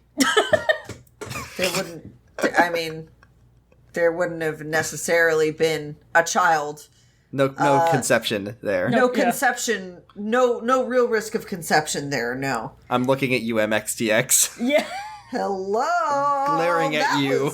That was one bridge that she did not cross. Listen, there is. My man spent his entire life going, nah, I just know my brother is gonna take over. I just know that. That goes without saying. Yeah. There is no possible way I could be the one to produce an heir of my own. It's going to this Unnecessary. one. It's unnecessary. It's unthinkable. Unpossible. Unspossible. You are not Can't be going to done. catch me siring a child. Could not possibly be me. No, thank you. That's cringe. That's cringe, bro. Becoming a father, cringe, bro. I'm gonna lose all my subscribers if I procreate. Yeah. It's like the Bible said, be fruitful and lose all subscriber. Yeah. I mean, fucking, I'm just saying. Okay, so you have this. We have 3 men, right? We're playing the dating game. Sometimes you just need 3 men, they'll do what you need. They'll do what you need. Yeah. Bachelor number 1 is fucking huge. He's a little bit mad, but he's fucking huge. Got a temper. Oh my god, he's strong. Big. He's so strong. He's so strong and he's so honorable. Bachelor number 2, confirmed canonically the handsomest man in the world. Yes. And then Bachelor number 3, simpering manlet. Which of these? But he's got a very advantageous face. That's what they would say. Contestant number 3 is 5'2" and he's got a very advantageous face. And he says, "Hi." Hi. He went on to Facebook before the thing to do some illegal research on the person and being like, I know that you like goldfish crackers and I bought you 3 bags of them and also your favorite TV show. Yeah, we're just gonna spend a night in and watch it on Netflix. It's fine. I know all your favorite pizza toppings. Isn't that normal? Yeah, we met the one time. I remember you mentioning them. It's regular stuff. I smelled a tissue that you threw in the garbage. Which? I went on 23andMe and I know all of your genetic material. Which of these 3 men? This guy's fucking Mark Zuckerberg creating Facebook so he could rank the females in his life. Why? That's who this is. Why does anyone give that dude credit for anything? Did they not watch The Social Network? I've never seen it and I know I hate him. He's awful. They did him no favors in that movie, and I refuse to believe that it was anything but 100% pure fact. He was an asshole then, and he's an asshole now. My favorite thing to come out of the Social Network film is friend of the us, Sarah, referring to the twins from Ouran High School Host Club as the Winklevoss twins. No! I would rather it be the Winklevoss twins, let's be honest. Oh, God. So, anyway. What the hell were we talking about? Wei Wuxian and Lan Wangji go back to their room, and Wei Wuxian decides he's going to make a paper man of himself. Oh, wait. Oh, yeah. Just real quick before we get to that, this is where we get the little bit where Wei Wuxian kind of, like, catches himself being like, I mean, Jiang Cheng is, like, he does not have a dad gene in his entire fucking chromosomal makeup. Jiggy, on the other hand... And then he remembering why they came to the Carp Tower, Wei Wuxian's head ached again. Oh yeah, he kinda did like some really heinous crimes, huh? Yeah, super heinous, actually. Talk about cringe. Yeah, that's a cringe, bro. Oh, that's a cringe. Hey, that's a cringe. Oh, that's a cringe ball. So they go in. Yeah, so they go into their B&B. And Wei Wuxian immediately decides, we get no preface for this at all, which is hilarious. No, he just sits down and starts doing arts and crafts. Yeah. Like, it's so the way it's described too, like, I don't know what existed when, but it's just the phrasing of searching through the drawers, he found a pair of scissors and a stack of paper, he got some Elmer's glue sticks, and he got his pack of 64 Crayola crayons, and he just set to work on a mission. Yeah. He drew a funny horse on it, and then he went to the bed and passed the fuck out. I like that their Airbnb did have scissors and paper in case you got bored and needed to do a little bit of arts and crafts for fun. Everybody gets crafty sometimes. You never know. Yeah. Roy knows. Oh yeah. Act like you I'm the crafts doing bitch. I know all about it. He just made a little guy. He just made a little guy. Yeah, he makes a little guy. Literally, Wei Wuxian finishes, takes a mouthful of liquor and passes the fuck out. And passes the hell out. He just pieces out. No explanation, no hint or anything as to why he's doing any of this. Just want to see this scene. Just need this one to be so in front of my eyes. So the paper man comes to a life, and the first thing it does is annoys Lan Wangji. Yeah. He comes up and he does a kiss-a-roo from me to you. He does a little hug-a-roo on the cheek. It's so funny. And a little kiss-a-roo on the lips. And he can't stop himself. He can't stop himself from annoying this man. It's incredible. And Lan Wangji says, like, do not fool around. like, based on the stipulations of this magical power, we know that, like, if Lan Wangji had, like, sneezed or licked his lips or anything like that, this guy's dead. Like, he's dead forever. Absolutely. Absolutely. And I will say I'm really glad that this is only chapter 47 out of 110, because with the knowledge that if anything whatsoever happened to this little paper man, Wei Wuxian would die immediately. If I had not known that Wei Wuxian was guaranteed not to die because he's the protagonist, I would have spent this entire chapter and just like bowel clenching terror. Woo! Ugh. But anyway, that didn't happen because it's only chapter 47. And what if it did happen and he's just spent the rest of the novel like having bonitis and having to deal with it? I do want to point out, it does say it goes from a year of unconsciousness to a whole lifetime of lunacy. So it could, like, he could have already had it happen to him if you think about it. Like, when you think about it, the way he acts, his soul. What if this is like one of those He's like already mid twisted. to late 2000s Cartoon Network conspiracy theories? Oh my god. It's all his lunatic dream. And Wei Wuxian wakes up and he's in modern times China, and they're like, and he's in an asylum. yeah. Whoa! That's so edgy, dude. And like the nurse comes in and he's a tall, handsome guy, and do you get it? Dude! What a crazy theory! What if Ash Ketchum was dead? He goes into the fragrant hall, and Jin Guangyao has a realistic beak, and he's bleeding from his eyes, and it's hyper-realistic blood. And the walls are red, and all the text on the letter in the envelope are black, and it's carved out of hyper-realistic blood. And Sans was Ness the whole time? And Angelica made it all up in her head. Oh god. That one's the worst one. Yeah, that was just insulting. Oh, God. Anyway, so dude hits it. He goes out. I love this description that we get of him, like, in the paper body, the way he moves around. At times he's stuck to the hem of a cultivator's robe. At other times he flattened himself to pass through closed doors. Paper Mario bullshit. Yeah! He's very passive. Yeah, at times he unfolded his sleeves and looked down at the ground, pretending to be a piece of used paper, a butterfly that danced amid the night sky. It just sounds fun. That's good. I want to do it. If like touching you didn't kill you, I would love to be a little paper guy. Yeah. Right? I want to be a paper dude. Eventually he comes across. Have you seen that one scene from Spirited Away where all of the paper is flying around? Do you think all of those are Chinese wizards who are doing some investigating? Yeah. Just a little mystery. It's the entire ancient Chinese vampire times FBI. They're all Paper Manning. Yeah. Paper Manning. My favorite football player. Paper Manning. Paper Manning. He's washed up, man. Yeah, he's not good anymore. You still got that cannon, Peito? Oh. God. So he's floating around. He gets an aerial view of Huaisong crying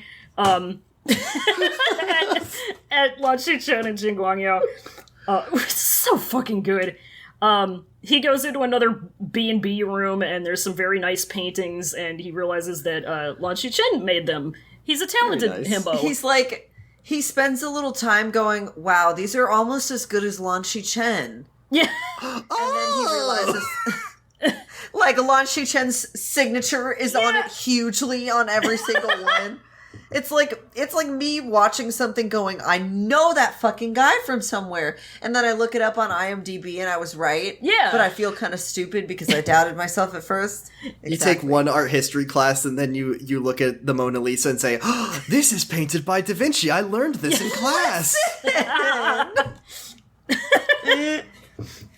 Oh my god. So, it's the opposite feeling from when my mom guesses that every actor is Jack Black. yes. Yeah. What? Wait. Yes. There's a lot of actors who look a lot alike. Jack Black is a very distinctive looking man. Very unique body, voice, and everything about him. Like, excuse me?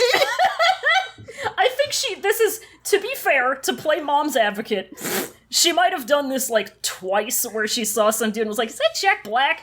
And it was, like, a reasonable thing. Twice is too It's many. not like one of the 100 Hollywood Chris's who all Twice look is- and right. sound alike Twice and is have the too same. many times for Jack Black. But every time, for the last, like, 5 years, every time we're watching a movie and my mom doesn't know who an actor is, my dad says it's Jack Black. Oh my god. And the movie is Kung Fu Panda, so that makes sense. Yeah. He's right every time. Yeah, he's correct every single every time. We've watched Nacho Libre so many times. Please, can we watch any other movie? I don't want to watch Nacho Libre again. And he says, okay, let's watch School of Rock again. Hey, remember how the last arc was just School of Rock, but with ghosts? Yeah, Oh my god. that ruled. It was good. So he keeps floating, and he ends up in the Jiggy room. The Fragrant Palace. What Yeah. is that about? What is that about? Excuse me. He's got just a lot of incense everywhere. It's where you go to fart. Is that not, shouldn't Lan Shen live in the Fragrant Palace? That's what who No. really, That's, really you know needs what? it. Good point. It's where the whole sect goes to fart. That's the designated farting area. That's where he lives? It's nasty boy.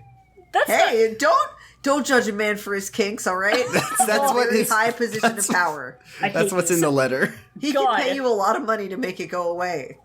Oh god.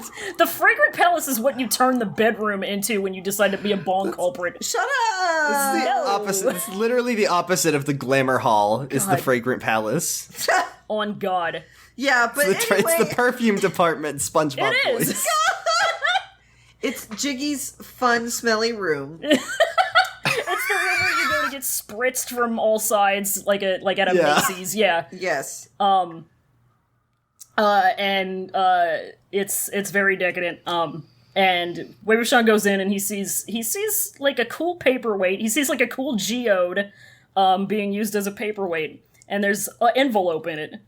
And he can't pull it out because he's made out of paper. It's a thick He tries that. envelope. You got to appreciate him for It's so trying fucking that. He really does. He really I have tries no to muscles pull. and I'm made of paper, but I'm gonna fuck it. And I could die if I fuck this up, but I'm gonna do that it. ain't gonna stop me. Watch me. He shoved and kicked. He says paper covers rock, and he knows he can do it. He says, I might rip my arms off, but it'll be the last thing I do. He tried so hard. No one will say that I didn't try. Oh. And then he realizes that somebody's in there. And guess what? It's Chinsu. She's here. There Oh. she is. Yeah, hello. Lifetime. She don't look great, though. No, Oh. she looks like she's had quite a shock. Yeah, she looks like she's got the vapors. She's not looking so hot. She's awakened from a swoon and she could swoon again. I'm That's sure it. that's a translation thing, but that seems like she's like, oh my. I've just received some news that is not that good. She's in a fucking 1890s short story where she's just going to die because she experienced an emotion too hard. I need the smell. She's Twitter pated. Twitter pated. They need to move her to the islands so that she can get fresh She's air. got to go to somewhere with a hot and moist climate. Yeah, How so that she's long not they're gonna breathing take her to the asbestos home. everywhere. But she looks like shit. Which is weird because she looked so good like 20 minutes ago. Yeah, Something must have happened in the last 20 minutes that didn't agree with her. yeah. Yeah. That's So- what happens to me after I She wake up. took a walk. She had to take a walk through the Fragrant Palace, and it just really fucked her up. God. It really wears on a man's psyche. And a lady's psyche, especially. I So, guess. anyway, speaking of wearing on someone's psyche, she just screams and grabs the envelope and, like, twists it onto the ground. And she's just freaking out. And Wei Wuxian, like, sees his chance, but, like, obviously she's there. So, he doesn't want to risk it. Yeah, and then we get like one of the most menacing things in this whole fucking chapter. We hear a little voice asks her what she's doing, and she looks back, and there's this advantageous smile coming back at her, and she grabs the letter again, and it's Jiggy. You know he had to do it to him, and he says, "What's in your hand?" His tone was as kind as ever, as though he really didn't notice anything. Neither the strange makes letter... it so much worse. It's so fucking...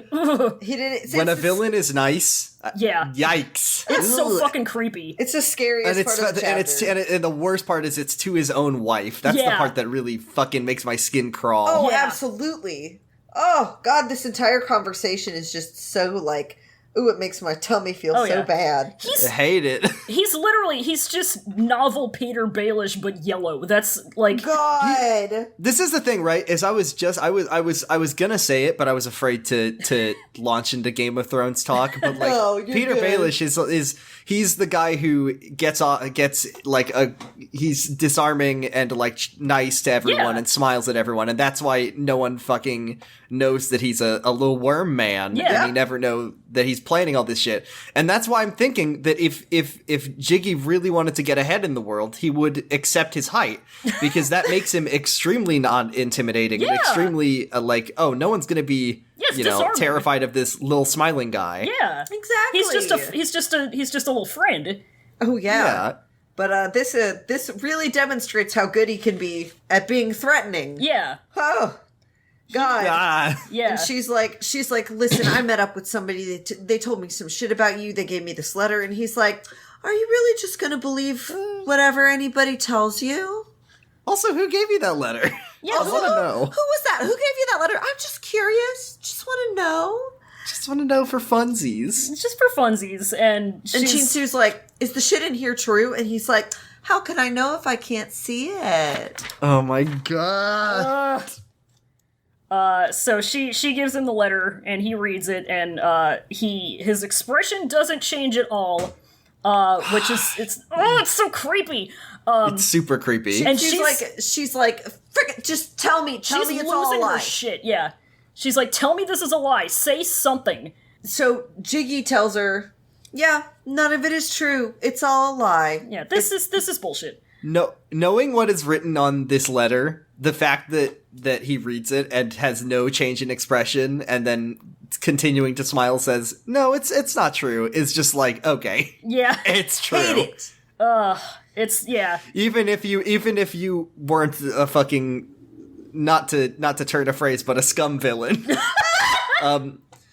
you would be like, yeah, oh, yeah, oh no, that's not true. Yeah, yeah, yikes. I know. If I were reading this, like, even if it were true and I was reading this, I'd be like, ugh, like, ugh. But she's like, so he denies it, and she says, bullshit, you're lying. Yeah, and Shinsu calls him out, and he says, time to gaslight my wife. Yeah, he's like, you were the one who told me to lie to you, and now you just don't want to believe me. Like, this is really troubling. It's kind of problematic. Not to cancel my own wife. This fucking guy, Don't cancel my wife. Stop now. Don't cancel my wife, please. This fucking guy. It's a watertight shit, though. Yeah. I mean, can't argue with that. He says it's a lie. Oh, okay, must be true. That fucking Lan Chen voice. So she's just like, oh my god, this guy, and she yarses. And Wei Wuxian is watching this, and he's like, what in the world is this about? What was in that letter? Was it Jiggy killing someone and dismembering them? I'm like, now. But that's normal. He loves doing that. He loves to do that. That's known. It is known. Now is not the time for the confirmation bias. Yeah. That could come a little later, okay? Yeah. And he's like, was there actually a thing with him and Mo Xuanyu? No. He was probably the one behind Mo Xuanyu getting kicked out, so no, I don't think so. So what, whom? What could it be? And, this is so out of character for her. Yeah, she's such a nice lady. And Jin Guangyo starts burning the letter, I think, and, he starts burning them, and he's like, look, this is, okay, so earlier we were talking about this chapter, me and Fallon, and I said, let me know if you read the line that I just immediately read in influencer voice. And it's the last sentence on this this this page. We've been married for so many years, and we just have always had a mutual respect for each other. Oh, God. His apology video voice. I just like to think that I treat you well, and like the fact that you're acting like this right now is like really hurting me. This really hurts my feelings. Cry voice. It really hurts my feelings that you think that I would lie to you. This is Ricky voice. I you about to say me. I can't believe you think that I cheat on you with Clementine. God. Sorry to bring my show into your show. God. Ricky comes in and finds Amy T posing in the other room, and she says, I just got this letter from somebody who got this letter from somebody else who got this letter from somebody else. Oh. And then all the Ricky/Jiggy fans are like, oh my God, he's so cute, I love him. God. Jesus. So she's still losing her shit. And she says some very, things that very make sense when you know what the thing is, what the secret is. She just kind of says it, is the thing. I highlighted a few of them. One of them, which is very indicative, no wonder you never, ever since then. Huh. You did such a thing. Why don't you just kill me? I mean, mood. To be completely fair. And Jiggy says, Asu, before you knew about it, didn't we live perfectly fine? That's the worst thing that you can say. Here. That's the key word. He says, your problems are only in your head. Yeah. It's fine. You were only uncomfortable about it. Your mind is the only thing doing all of this. Yeah. Time to gaslight my wife. Oh, God. It's fucking horrible. And Shinsu... He says, we can see that this isn't anything at all. No, it's only a problem if you make one. Oh my God. It's just so fucking awful. This fucking guy. So much. I can't. So... And Shinsu is like, just tell me, how did Asong die? Yeah, she says, what about our baby? And Wei Wuxian's like, who's Asong? Yeah, and then they answer his question within a minute. And Jiggy's like, who cares about him? Why are we bringing him up? Like, what does that have to do with any of this? I revenged against the person who killed him. What does this matter? I took care of that. And she's like... I just did a cheeky genocide. It's okay. I did what had to be done by me and helped my son to defeat the enemies. To defeat the enemy. Yeah. Help my sworn brothers to defeat the enemies. And Shinsu's like, no, but I don't buy that anymore. Yeah. And Jiggy's like, ugh. Why? What's going on? Asong's my son. Like, what do you think I would do? Like, why would you believe a random stranger over me? It really your hurts husband? My feelings. It, like, hurts my feelings. And Shinsu's like, it's exactly why it's your son that I'm fucking afraid of you, dude. What is wrong with you? It's exactly because it's your son. She says, what couldn't you have done? And, like... when she's right, she's right. Yeah, like justice for Shinsu because she's stating some facts. She's stating some facts. She's making some points. She's owning him with facts and logic, to be honest. Schooling and so, online. Schooling. Jiggy. She just said, Jiggy, delete your Twitter. Yeah. So Jiggy presses her on who sent her the letter and who she met with again, just normally, because why would he let it go? And she's like, what are you going to do to them? And he's like, well, if they told you, then they're probably going to be able to tell other people. And, you know, they wrote one letter, so they can probably write more. Come on, like, why would you want that to happen? Asu, please. Nobody we don't need to make this into a thing. Tell me where these people are so we don't have to make it into a thing. Do you understand how much this will damage our brand? Yeah. Can you please, for one fucking second, think about the brand? Can you think about the brand? That's what this family was built on. This family was built on a brand. Do you see that peony? Robert's Rebellion was built on a brand. Oh no. And, like, Wei Wuxian, again, is like, what in the world is going on? Like, what is this? Like, they're not even saying what it is. It's, like, that off limits. And this is kind of where I was like, I started wondering, like, because I started to wonder. Have a wonder. But so Jordan, I don't know when you spoiled yourself on this reveal. About 3 hours ago. Very new information. All right. Woo, hasn't had time to process it yet. Oh yeah, and it was a long time ago. I remember you coming up to me. Fully process it. Oh yeah, and I remember it was a long time ago that you came up to me and you were like, "Oh my god, this fucking guy." What happened? Fucking guy. Yeah, so like I gotta know a little bit about your experience of learning this because I'm just curious.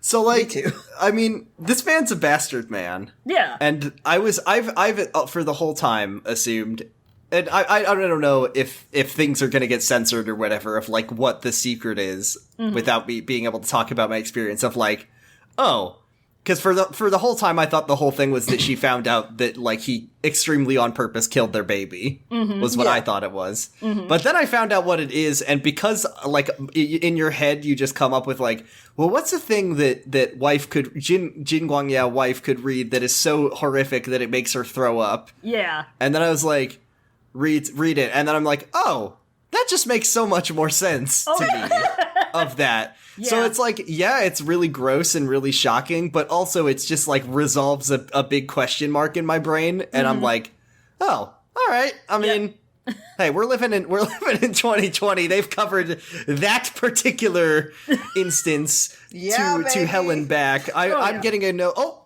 that's weird. Ted Cruz just clicked like on this chapter. Jesus. Because, like, I don't know. I'm always curious about other people's spoiler experiences because, like, I 9 times out of 10 I spoil myself on shit before I even touch the source material. Same. Like, how else are you supposed to know that it's not gonna like deeply upset you? Yeah, I'll watch the first episode and then I'll look up basically the whole plot on Wikipedia just to like see if there's anything objectionable that I won't be able to watch in it, and I just get sucked in. I don't even watch. The only time I won't entirely. like, if I'm like really scared to spoil myself, is like anything that's like the twist or the mystery is like the whole thing. Like I wouldn't spoil myself on a Ace Attorney because it's fun to make guesses and get surprised. But like if it's a TV show, I don't give a shit. It's more fun knowing what's gonna happen. Yeah. Oh, absolutely. See, I don't even watch the first episode before I go on the wiki. Usually I find things out by like, or I like gauge my interest, my potential interest in something by going to the wiki or whatever. Like, what is this about? Does this look interesting? You know, and then I go onto the property, the media property. Way. It's the genius's way. It's so correct. Like, yeah, I just go into everything spoiled because I don't care. How can you appreciate? Yeah, how can you appreciate the red wedding if you don't see how obvious it's going to be that it happens before? You know? Yeah. So anyway, it's a little funny because Wei Wuxian is like anxious to see what happens next, and he's basically stuck like he was in Ah Ching's memories, where he's just stuck yelling at the TV. Yeah. And it's just... I bet he wished he could just turn back into boy mode and just be in the room with them and just be like, I just want to grab the letter.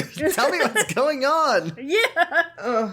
And so they continue fighting, and Jigi is completely calm. Oh yeah, and Wei Wuxian is like, you know, credit where credit is due. Shinsu kind of came off, you know, little bit, but she don't trust this guy anymore. So props to her. This is literally like everyone's nightmare of like, you know, it happens in life where you interact with a couple and they get into a fight. But this is like so much worse than any, like, this is the worst iteration of that. Oh yeah, because it's warranted. Yeah, it's warranted. You don't know what it's about. You don't know why they're fighting, but also the husband is a fucking psycho sicko mode boy. Oh yeah. So he turns into pleading emoji eyes again, and he's like, "Do you really think I'm that terrible?" And so he finally cops to it, and he's like, "Look, I just was like doing what I had to do. I didn't have another choice. I was doing it for us." It's funny. It's like funny because he says, back then I really didn't have another path to walk. And I have, like, heard that excuse before. It's weird how many times I've heard that excuse. I've heard that excuse, and I remember somebody died because you didn't believe it back then. Yeah. The last time it got used, so... It's weird. Oh, it's weird how walking on paths is like a repeated metaphor. We're walking on paths. We are walking on paths. We are walking on paths. One thing you gotta This know some about shit I would paths is do. that you can only go straight ahead and there's no other options. Yeah. Definitely can't, go a different direction, turn around, Nope. stop, No. take a deep breath. Can't build yourself another path or anything. No. Please. There's just the one and you just gotta live with it. That's it. And Jiggy's like, listen, I wanted to lie to you your whole life. It's a normal thing to say to your wife. My only regret is that you found out. Yes! Literally! He's like, it's been ruined. I didn't... It's I your thinking, fault let for this finding happen. it out. Yeah! God, he's like, I was trying to preserve your dignity, okay? Like, I'm sorry. It's not my fault. And it's like, what would people think of you if this got out? Right? What would people think of you? Sweaty. Oh, he's so slimy. He's such a dirt. And she's just losing her shit. She's like, stop talking. I don't want to... No, I don't... I wish that I wasn't related to you at all.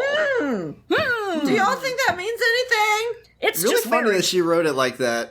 It's just marriage related, I think. Yeah, That's it's how it only works. marriage. It's just marriage spat. And Jiggy's like, I know you won't believe me no matter what I say, but I was sincere, or what the fuck ever. And she's like, stop lying! Just stop lying. He can't. Just stop lying. He can't. Just stop lying. He can't. He just talks about how I love and respect you no matter what. And Yeah. like, you never should talk In to my sickness mom. and in health. Yeah. Yeah. And he's like, look, I respected that you never talked shit about my mom. I love that. I love that about Appreciate you. that. I love and that respect about you. you. That's Yeah. so you. Yeah. I love that about you. But I do need you to know, our baby had to die. That's Okay. so much. That's the worst thing you can say in this situation. Yeah. All of this fucking sucks, but righteously, power to Chinsu, she slaps him. Yeah, she slaps the fuck out of him. Somebody Get him. had to. And she's like, just what can't you do for this position? Yeah. This face is very advantageous for slapping. Yeah. For me to poop on. And he's like, Does it mean if I say that the reason his face is advantageous is because it's so low to the ground? God. Is that too much? Is that not nice? It makes a good stepping stone. Excuse me. So then he goes full sicko mode. And he's like, I don't think you're feeling so good. Why don't we get you on that night hunt with your dad? He's not here. It's like, all of this piece of dialogue is like the scariest thing he says to me. Like, after everything. I'll send you off sometime soon as well. Yeah. Let's finish this quickly. There's still quite a number of guests outside. There's still the discussion conference tomorrow. And he's, Like, he's got to stay on that grind. And Shinsu was like, she's just gone. He but does yeah, something. going out, he knocks her out somehow. Yeah. And then he drags her into his fun mirror room. Yeah. Yay! But cool mirror room. actually, she's not actually knocked out. She can see and hear everything as he drags her into the Great. mirror room. Even better. Not a red flag. No, not at all. It's not absolutely horrifying. None to of me. there is nothing in this situation that is extremely a red flag. Oh yeah, no, No. nothing at all. It's totally normal that her eyes are open and she's still crying, but she can't move. No. Hey, you know what's also normal? There are just a few instruments of torture on the walls in this place. He collects them. Well, the first normal thing is that there's a mirror that you can just walk into. Yeah. Which it's fine. to be fair, it does rule. Pretty cool. I I do like wish it. I had a secret mirror room. Yes. Very but cool. It is very cool, but yeah, it's a secret torture room. Keep scrolling. And like, so it's like, they go in, and Wei Wuxian follows them in, and it's just like, there's all of these instruments of torture, and then a little bit later down it says any sects owned a couple of treasury vaults. So it wasn't strange. This is not that unusual. Just your run-of-the-mill bog standard torture room. Just yeah, regular. I've got a room full of torture instruments. Keep scrolling. Who doesn't? Keep fucking scrolling. Yeah, to the left you'll see the life-sucking machine. Yeah. And Wei Wuxian... I call that my linen closet. God. Wei Wuxian looks around and he... I don't have one. God, I wish I had a linen closet. We have a linen closet. We have pretty cool. We have 2 little closet, and that is it. Oh, no. We have a linen closet, and for a very long time, my grandparents used to come over, and they would clean the apartment, or, like, the kitchen every week, just because they liked to do it. And they kept, like, a jar of Jif peanut butter... Don't freaking pee there! ...in it. In the linen closet? Yeah, in the linen closet, to keep it separate from our peanut butter, so that they could make themselves a peanut butter and jelly sandwich for a treat. Special Sando. Yeah, it's special peanut butter. This is Gran and Peepop's reserves. Do not open. These are vintage. It's their vintage reserve. This is a 30-year. This is the tri-appellation peanut butter. Oh my god, this is a bicentennial Jiffy. The 1967 oak preserved Skippy. But 1968 was such a good vintage for peanut butter. The nut harvest was extra sweet that year. You're like swirling it around in the jar. It isn't moving at all. And you just stick your tongue in and you're just like, delicious. And then spit it out. You get your nose in it like when you're smelling wine and you accidentally do a little dipperoo. You gotta warm it up against the heat of your palm. Oh my god. God. To reach desired temperature. Oh my god. But Wei Wuxian does brain math, and he's like, oh, Jiggy must have made all of these instruments of torture. He just knows. And we get like a bit about, he must have made them to impress Wen Rohan. Yeah, because Wen Rohan... Imagine if, just sliding doors, slightly different circumstances, this room is full of Gundams. That's what pleased Ren Rohan. Oh, God, that'd be a much better, much better chapter. God, I wish. But instead, we live in the universe with fucking David Parker Rohan with his toy box. And Jiggy just says, hey, here's some pain toys. I need to know how these exchanges went down. Like, did Jiggy find out first that Wen Rohan just likes to spend his time torturing people, and then he said, I will make him gifts?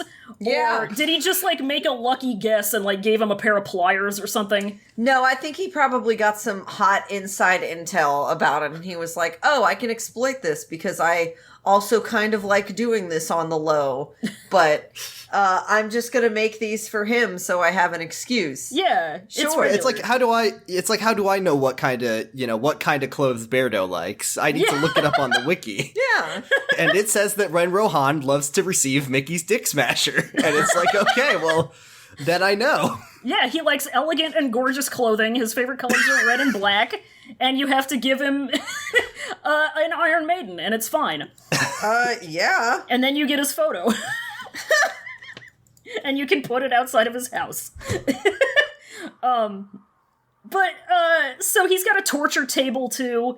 There's black, dried-up traces of something on it. And... like, once a chapter in this novel, we get an observation that's so specific that I have no choice but to love and respect it. And Wei Wuxian is, like, thinking, this would be the perfect table to cut someone apart on. You know? Just... why are you thinking that? Just let him know. He's just remove the doubt from the reader's mind. Stop. He's completely decided on Jiggy as the prime suspect, and he's not trying to hide it at all. Please. He decided that all of his headcanons are canon. Yeah. This is what I call in literature. Yeah. Dropping a hint. So Jiggy puts Shinsu down on the torture table, and he's like, "Don't be scared." And he pushes the hair out of her face. That's the worst thing. He does sweet like, "Oh, you got a little something right there. Let me just." Yeah. Oh, you shouldn't walk around. I'll come back tomorrow. Yeah, Don't worry. Why don't you just stay in here until you tell me who you met with, okay? It's so fucking evil. I forgot about this, where he says, like, you can come back as soon as you tell me who the person is. Like, oh my fucking god. Horrible. Oh my god. And she's, like, unable to move, but she can move her eyes, and she's just terrified, and when I'm terror? She's horrified. Same, and so Wei Wuxian takes this opportunity to like try and inch himself inconspicuously clinging to a wall towards like this curtained off area that he sees. Yeah. And then Jiggy's on high alert and he turns around and Wei Wuxian does some quick thinking that saves his life probably for the 63rd time in his life and hides inside of a book. And wouldn't you know it? He kind of recognizes that handwriting. Oh my god. It's his own handwriting from the chaotic manuscripts that he used to write in his crazy fucking bachelor cave. Yeah.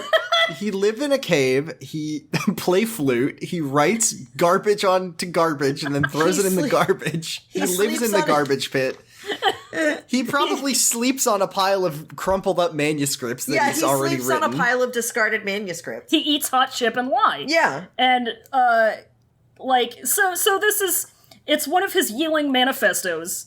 It's one of his manuscripts. It's just, like I said before, it's his Aleister Crowley shit. It's about sacrificing your body. Literally, isn't that weird? I started to think, there really is zero difference between Yeeling Patriarch, Wei Wuxian, and Aleister Crowley. Like, when you think about it, like, think about it for a second. They're doing these manifestos. Remember when Aleister Crowley bottomed for a guy so hard that the dude lost his mind? It's the same shit. I love that. Yeah. It's God, powerful. I love that. It's so real. Just deep Aleister Crowley lore. That's what you come to this podcast for.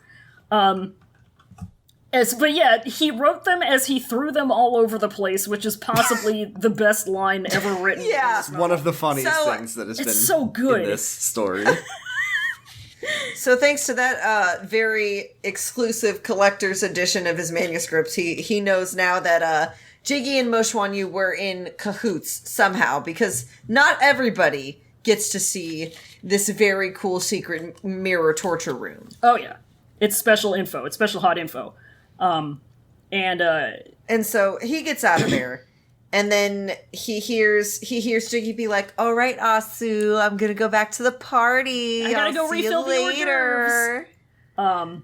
And Wei Wuxian, like, you know, he's weaving, he's doing serpentine in between some papers, and he sees another weird piece of paper, and it's some real estate paperwork. The empty lot. Yeah, it's the empty lot. It's a deed, a title or whatever for a house and some land, kind of over by Yunmeng. And Wei Wuxian is like, now what is this about? They're kind of old.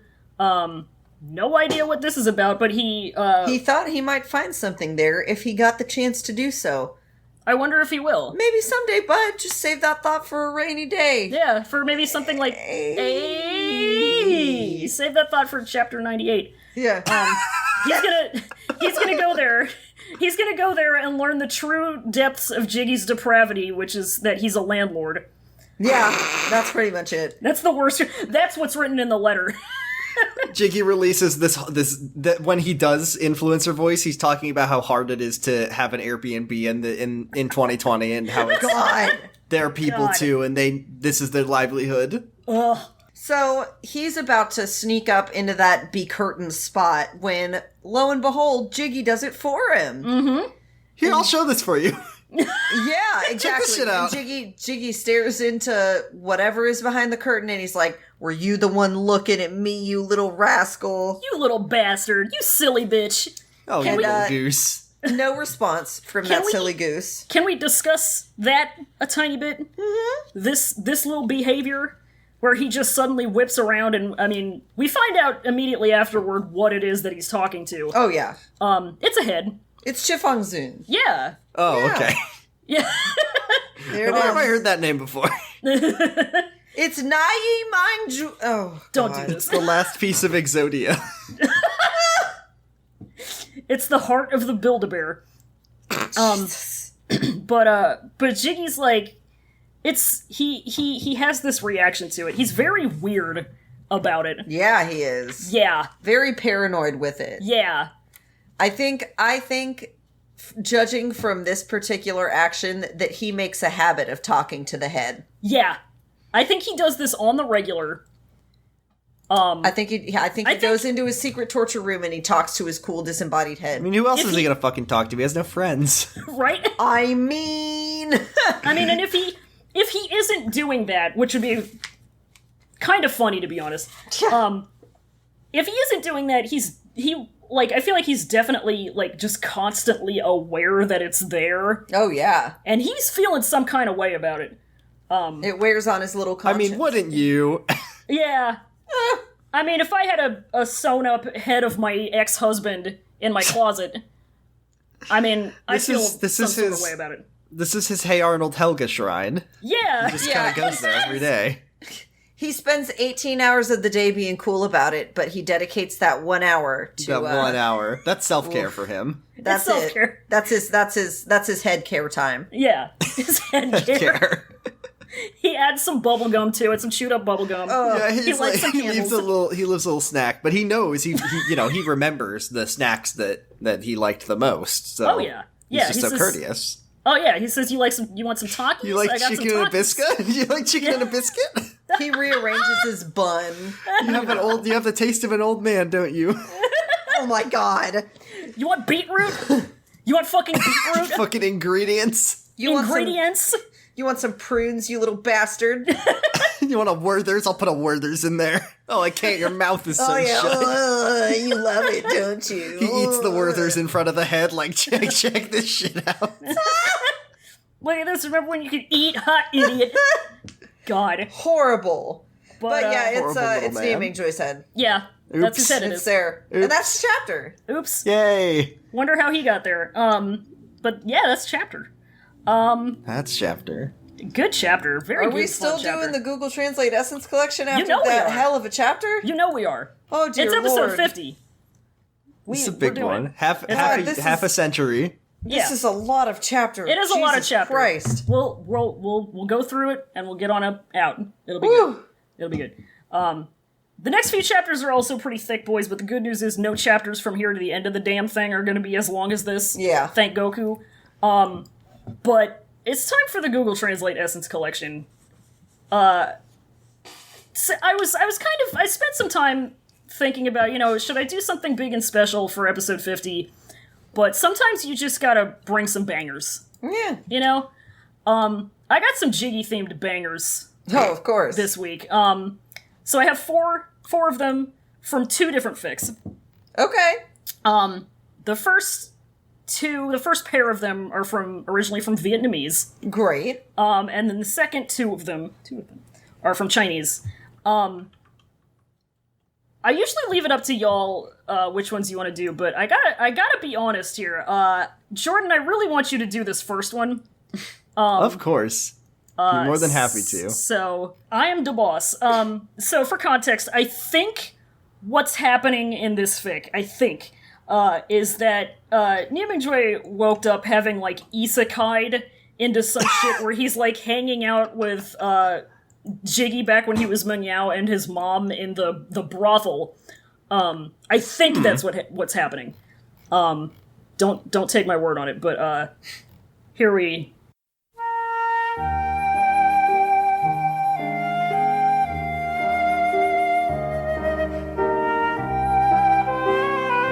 Only saw strongly poetry hugged a 13 teen 4 year. I'm getting curveball. those 15 vibes. I need to take another stab at that. Whew. Only saw a strongly poetry-hugged, a 13-teen 4-year-old boy, heartbreaking look from top to bottom. Why did you come up here? Wow. 13-teen 4-year-old 13-teen 4. heartbreaking look. 13-teen. When you 13-teen girl squad. 13-teen 4-year-old boy is John Juergens. Oh my god. I feel like a 13-teen 4-year-old boy is the 30-year-old man they get to play the 15-year-old freshman in every TV show. When I auditioned when I was a kid and did theater, 13-teen was the only musical that I didn't get a part in that I auditioned for. No! Holy shit, I'll tell you what 13-teen is. It's 33 with a 1 in front of it, so they can act like the 3 at the end was a typo. No, I'm only 13-teen. Plausible deniability. When I turn 33 next year, I'm going to tell them that I'm 13-teen. 13-teen, Yeah, yeah. that's how old I am. So we can either do, Jordan, we can have you do the second selection from this same fic, or we can have we can go to Fallon and do it and bounce Fallon, back you and can forth. do it. All right. We'll bounce back and forth. Okay, so this is from the same fic, like I said. I'm reading it and I'm just like... At this time, the owner laughed gently and proceeded to fight the battle. Who you, dude? Your mother and your children are such that I do not understand the rules. May have touched you? What? Ooh, dude. I don't know what's going on. Ooh, dude. Who you, dude? Who, dude? Dude. It's who the letter U, dude. Who, dude? Is that a question mark or is that a full... I'm gonna post it into the chat because I just need you to see this. It's something. Let's see. Please, what do we please got? send. Why won't you send? Please. Why does it- Please. Please. Please. And it ends with like a backwards quotation mark. There we go. Oh my Incredible. god. We're seeing these dude. side to these. Ooh, dude. That's between two quotation marks. So ooh is dude. So that's like ooh, dude. Your mother and your children are such. Oh my It's god. really- Google, It's Google really is special. trying so hard. He's trying Yeah. so hard. He has such a hard time with Vietnamese. Oh Goog. Why you do it? Why you God. do? Why you do? Who dude? Who dude? Alright, so this next fic is, like I said, it's from Chinese. I don't remember anything about what this fic is about or anything. I just know that in this scene, like, Jiggy and Lan Shichen are, like, shooting the shit or something. They're just talking. So I'll put this in here, and if we want to go back and forth, then Jordan, it's your turn. If not, All right. this is going to be for Fallon. Ooh, all right. I'll take this. All right. Jing Yao rolled his eyes frantically and smiled on the surface. Happy, quote from him, my mother is actually stupid enough to like something like Wei Wuxian, and no one will argue with me on the spare ribs later. Ha ha ha ha, it's simply Bodhisattva. It's simply It's like a a bodhisattva. it's a jingle for a product. It's Hi. simply Bodhisattva. It's simply a bodhisattva. It's simply a Bodhisattva. That's all there is to That's it. all it is. What more could you want? Me explaining Steely Dan to someone.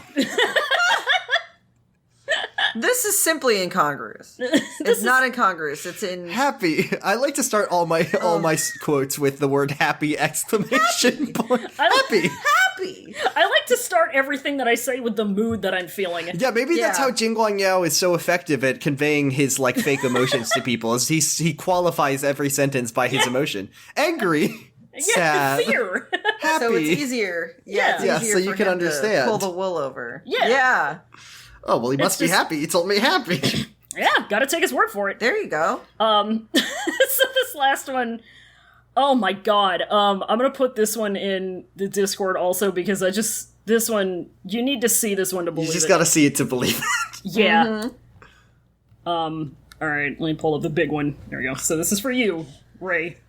While eating, Ah Yao casually said, "Second brother, have you heard? Wei Wuxian and your brother have forgotten the plane together." Lan Shichen ate his one over, and was surprised, Wong, and asked, Really? How do you know?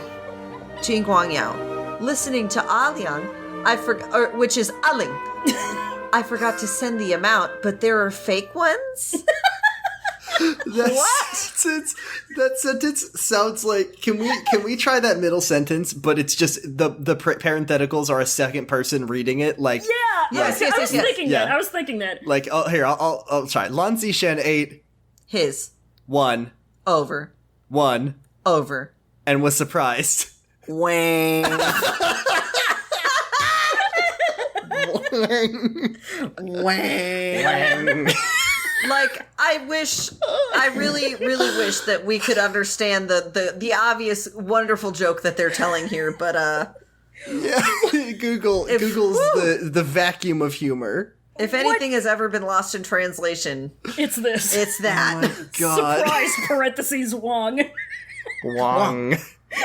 Surprised. I just imagine, Wong, Wong. like you startled Like it the out worst of me. knock knock joke from middle school. Knock knock, who's there? Surprise Wong. Surprise Wong. Wong! Wong. Wow, that's really fucking good. God. Holy Oh shit. my Jesus. Wow, good choices this week, bud. What? Wow. Bangers delicious. Mwah. Yum yum. Give it to me. Before we get into questions, we only have a few. Okay. Just gonna do one last call for episode 50 in honor of Q&A questions. If you have questions for the bonus Q&A episode we're gonna do, send them in. They can be about whatever. Send them to either cloudrecessespod@gmail.com with the subject line Q&A, or send us an ask on Tumblr with Q&A at the start of the ask, or ask them on Twitter. Yeah. Whatever, just ask them somewhere and let us know that's for the Q&A. But let's do and question. Yeah, and apologies for keeping it brief tonight, folks. I've been up since 4:30 this morning. Oh, Lord. Sometimes you can't help it. So we're gonna keep it cute today. Keeping it cute. We don't have any questions on Twitter. We do have some on Tumblr. Alrighty. Alright. Tumblr user Sandra-Raluca asks, hello, love the pod. Thank We you. know what the most horrifying of treasures in Jiggy's vault is also the most ridiculous. If you consider the absurdity of saying, were you the one looking at me, to the head stored in your cupboard. What absurd, more lighthearted treasures or items would the other characters have in their secret vaults? Wei Wuxian doesn't have a secret vault. No, he Everything's just out in keeps the all open. his shit out in the open. He Lan doesn't Zishen care. has a stash. And this Oh, is yeah, known. we know this. We know this. Oh, yeah. He Oh, sings little absolutely. songs to him to help him grow better. Yeah. That's very wholesome. I love that. Yeah. That's really actually cute. adorable. I like that. Lan Wangji, I mean, we know he has his secret storage of he has a booze. secret Wei Wuxian tchotchke stash. Yeah. He hides his ska albums under the floorboards. No one will ever know. John Chung impulse buys dog clothes at the store. I love that about him. I like to imagine Zhang Chong, like, no disrespect, this is like the only redeeming quality. He has like a dad hobby, like he collects trains, and he has a little train track in the basement. Wow. He Oh my never lets God. Jin Liang play with it because it's an adult hobby, it's not a toy. Stay away, and he wears this little conductor's hat when he drives his train around.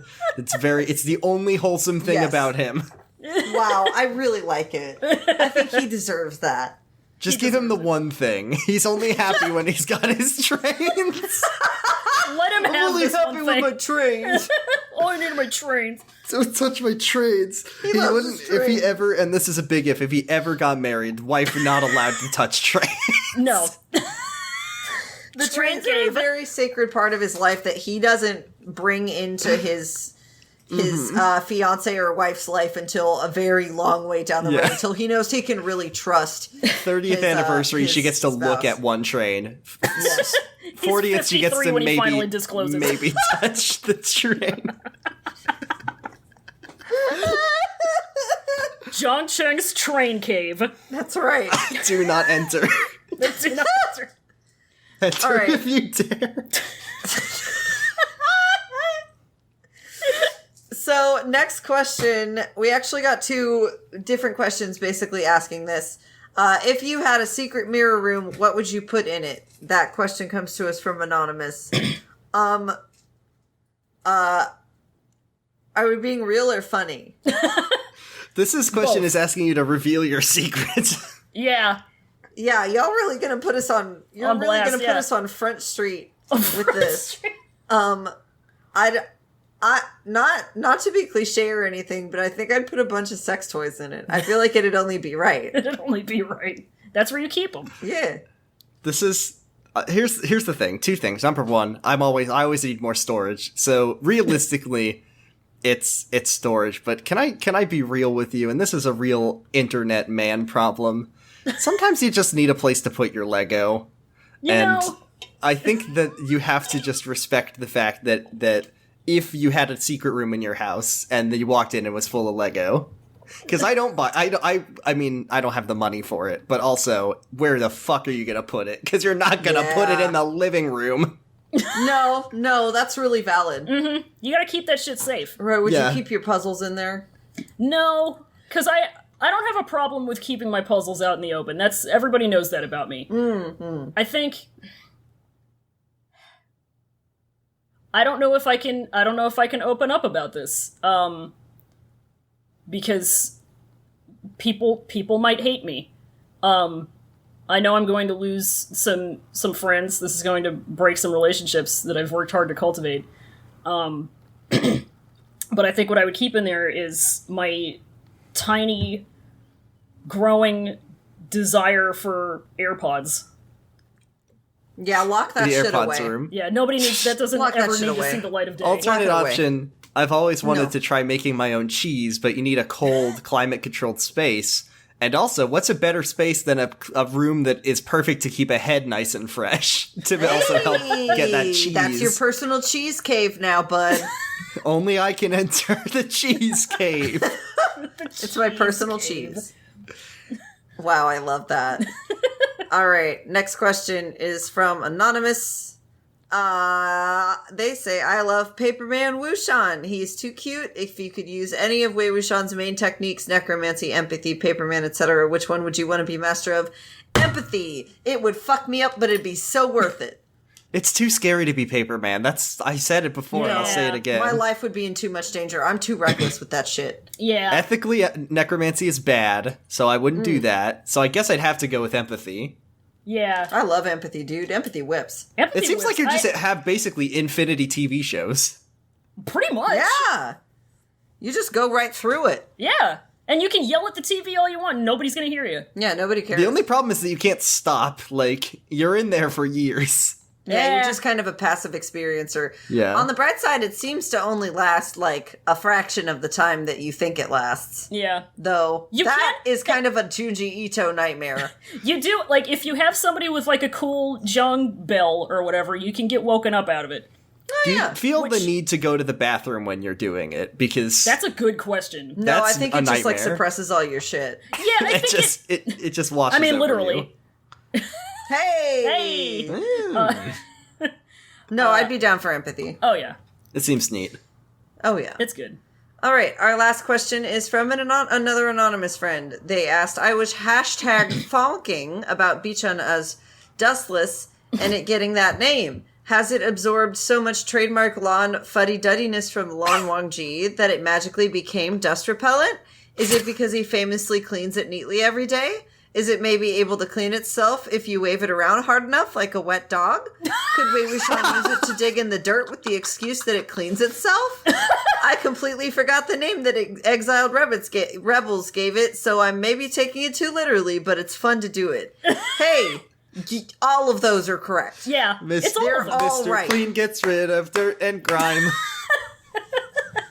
You're right on all counts, my friend. It's just a towel shaped like a sword. Yeah, you cracked that freaking code. It's covered in that. That it kills people with. It's covered in that one extremely hydrophobic spray substance that you can spray on shoes and make them waterproof. God, that's it. That's it. No Perfect. Dust. No liquid. No solids. No nothing. Dustless. You puke on him, it slides right off. My sword, I am rubber, you are glue. That's it. Oh God! All right, let's clean up house. Fallon wants some sleepies time. Fallon does want to go be horizontal. Yeah, that's a mood. So we'll just go through this real quick. Yeah, let's clean some house. Just a little bit of house. We have a Patreon, patreon.com/podrace. This is where for $1 a month you can be a disciple of the show and get access to all of our Patreon exclusive bonus content, plus a special role in our Discord. She's a Good iPad will be coming soon. We were doing it. We were going to do it last week, but real life, big thing happened. Yeah. It's like that sometimes. Very soon, though. And we're also going to have some more bonus fun stuff later this week. $5 a month, you can be a sec leader of the show and get all that plus a more special role in our Discord channel, and a little thank you shout out on the show. And at the start of every month, you can get a little duel from one of us. Yeah. And for $10 a month, you can be a chief cultivator of the Pod Recesses world and get all that, and an even more special role in our Discord. You can also listen in when we record our episodes, and including She's a Good iPad. All of our donors also get to vote every month on which charity we will donate 33% of our Patreon money to. Hell yes. Absolutely. Shout out to $5 sec leaders, Lenny W., Carrie, Lena, Rachel W., Audrey F., Corin, name redacted, and 420 sec leader Sarah. Thank you for the $4.20 funny cents every month. Thank you, $4.20 funny sec leader Sarah. 20 funny. And thank you to our $10 chief cultivators of the show, Scout, Colin, and Stephanie. Thank you so much. Yes, thank you guys so much. Thank you for bearing with us. Yeah. And thank you to Noisepace.xyz for being our podcast network. As always, thank you to Sec Leader Matt. Thank you. Hey, there's other podcasts on Noisepace.xyz, the network. There's really good podcasts. Yeah, such as one called Jerking It. Oh yeah, that one exists. Yeah, that was good. That one's mine. It exists for it's in its last dying stages before we end it forever and move on to something new. Before it swells up like a giant and collapses in on itself. Yep. But it's very good. Check out, there's something for everybody. Little something all over the place. Yeah. If you got it, it'll be there. Once again, I'm Roy. I'm on Twitter at SemperFunny and also at Yeeling Hypebeast, which is my Modow side blog. I'm Fallon. I'm on Twitter at America's Burden. I am locked right now, but follow requests are okay. Yeah. Jordan, where can we find you at? You can find me on Twitter at twitter.com/BradifusRex. Besides Jergin It, I do 2 other podcasts. I do one about Yakuza, so if you like big fight men, you can listen to that one. It's called Like a Podcast at yakuzapod.com. That's what I meant to say. That one's currently on hiatus right now while my co-host Argyle gets his house repaired from big hurricane. So send thoughts that way. Absolutely, yeah. Wishing nothing but the best for Argyle. Wishing you the big best. Energy swords. We'll come back as soon as possible. But if you need something else in the meantime, besides Podcast Gagotoku, get a listen to Slappers Only. That's a podcast I do with Max from Wow Cool Robot and Pod of Greed, where we talk about the best songs in video games, and we just did an episode about Final Fantasy 15, a game, an uncontroversial game that everyone loves.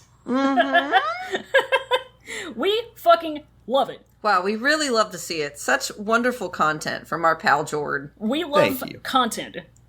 And thank you very much for having me on. My lungs hurt. Ow. It's always always a pleasure, friendo. It's always a pleasure. And congratulations on 50 episodes. Thank you. Yay, thank you. Hell yeah. Yay. Hell yeah. We're pretty amped about it. Fuck what a journey.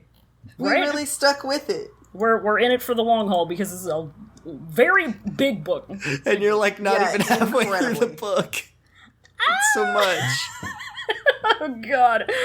Oh. It's a real thick book. Well, in order to get us through the next I don't know, math, 60, 80 chapters, something like that.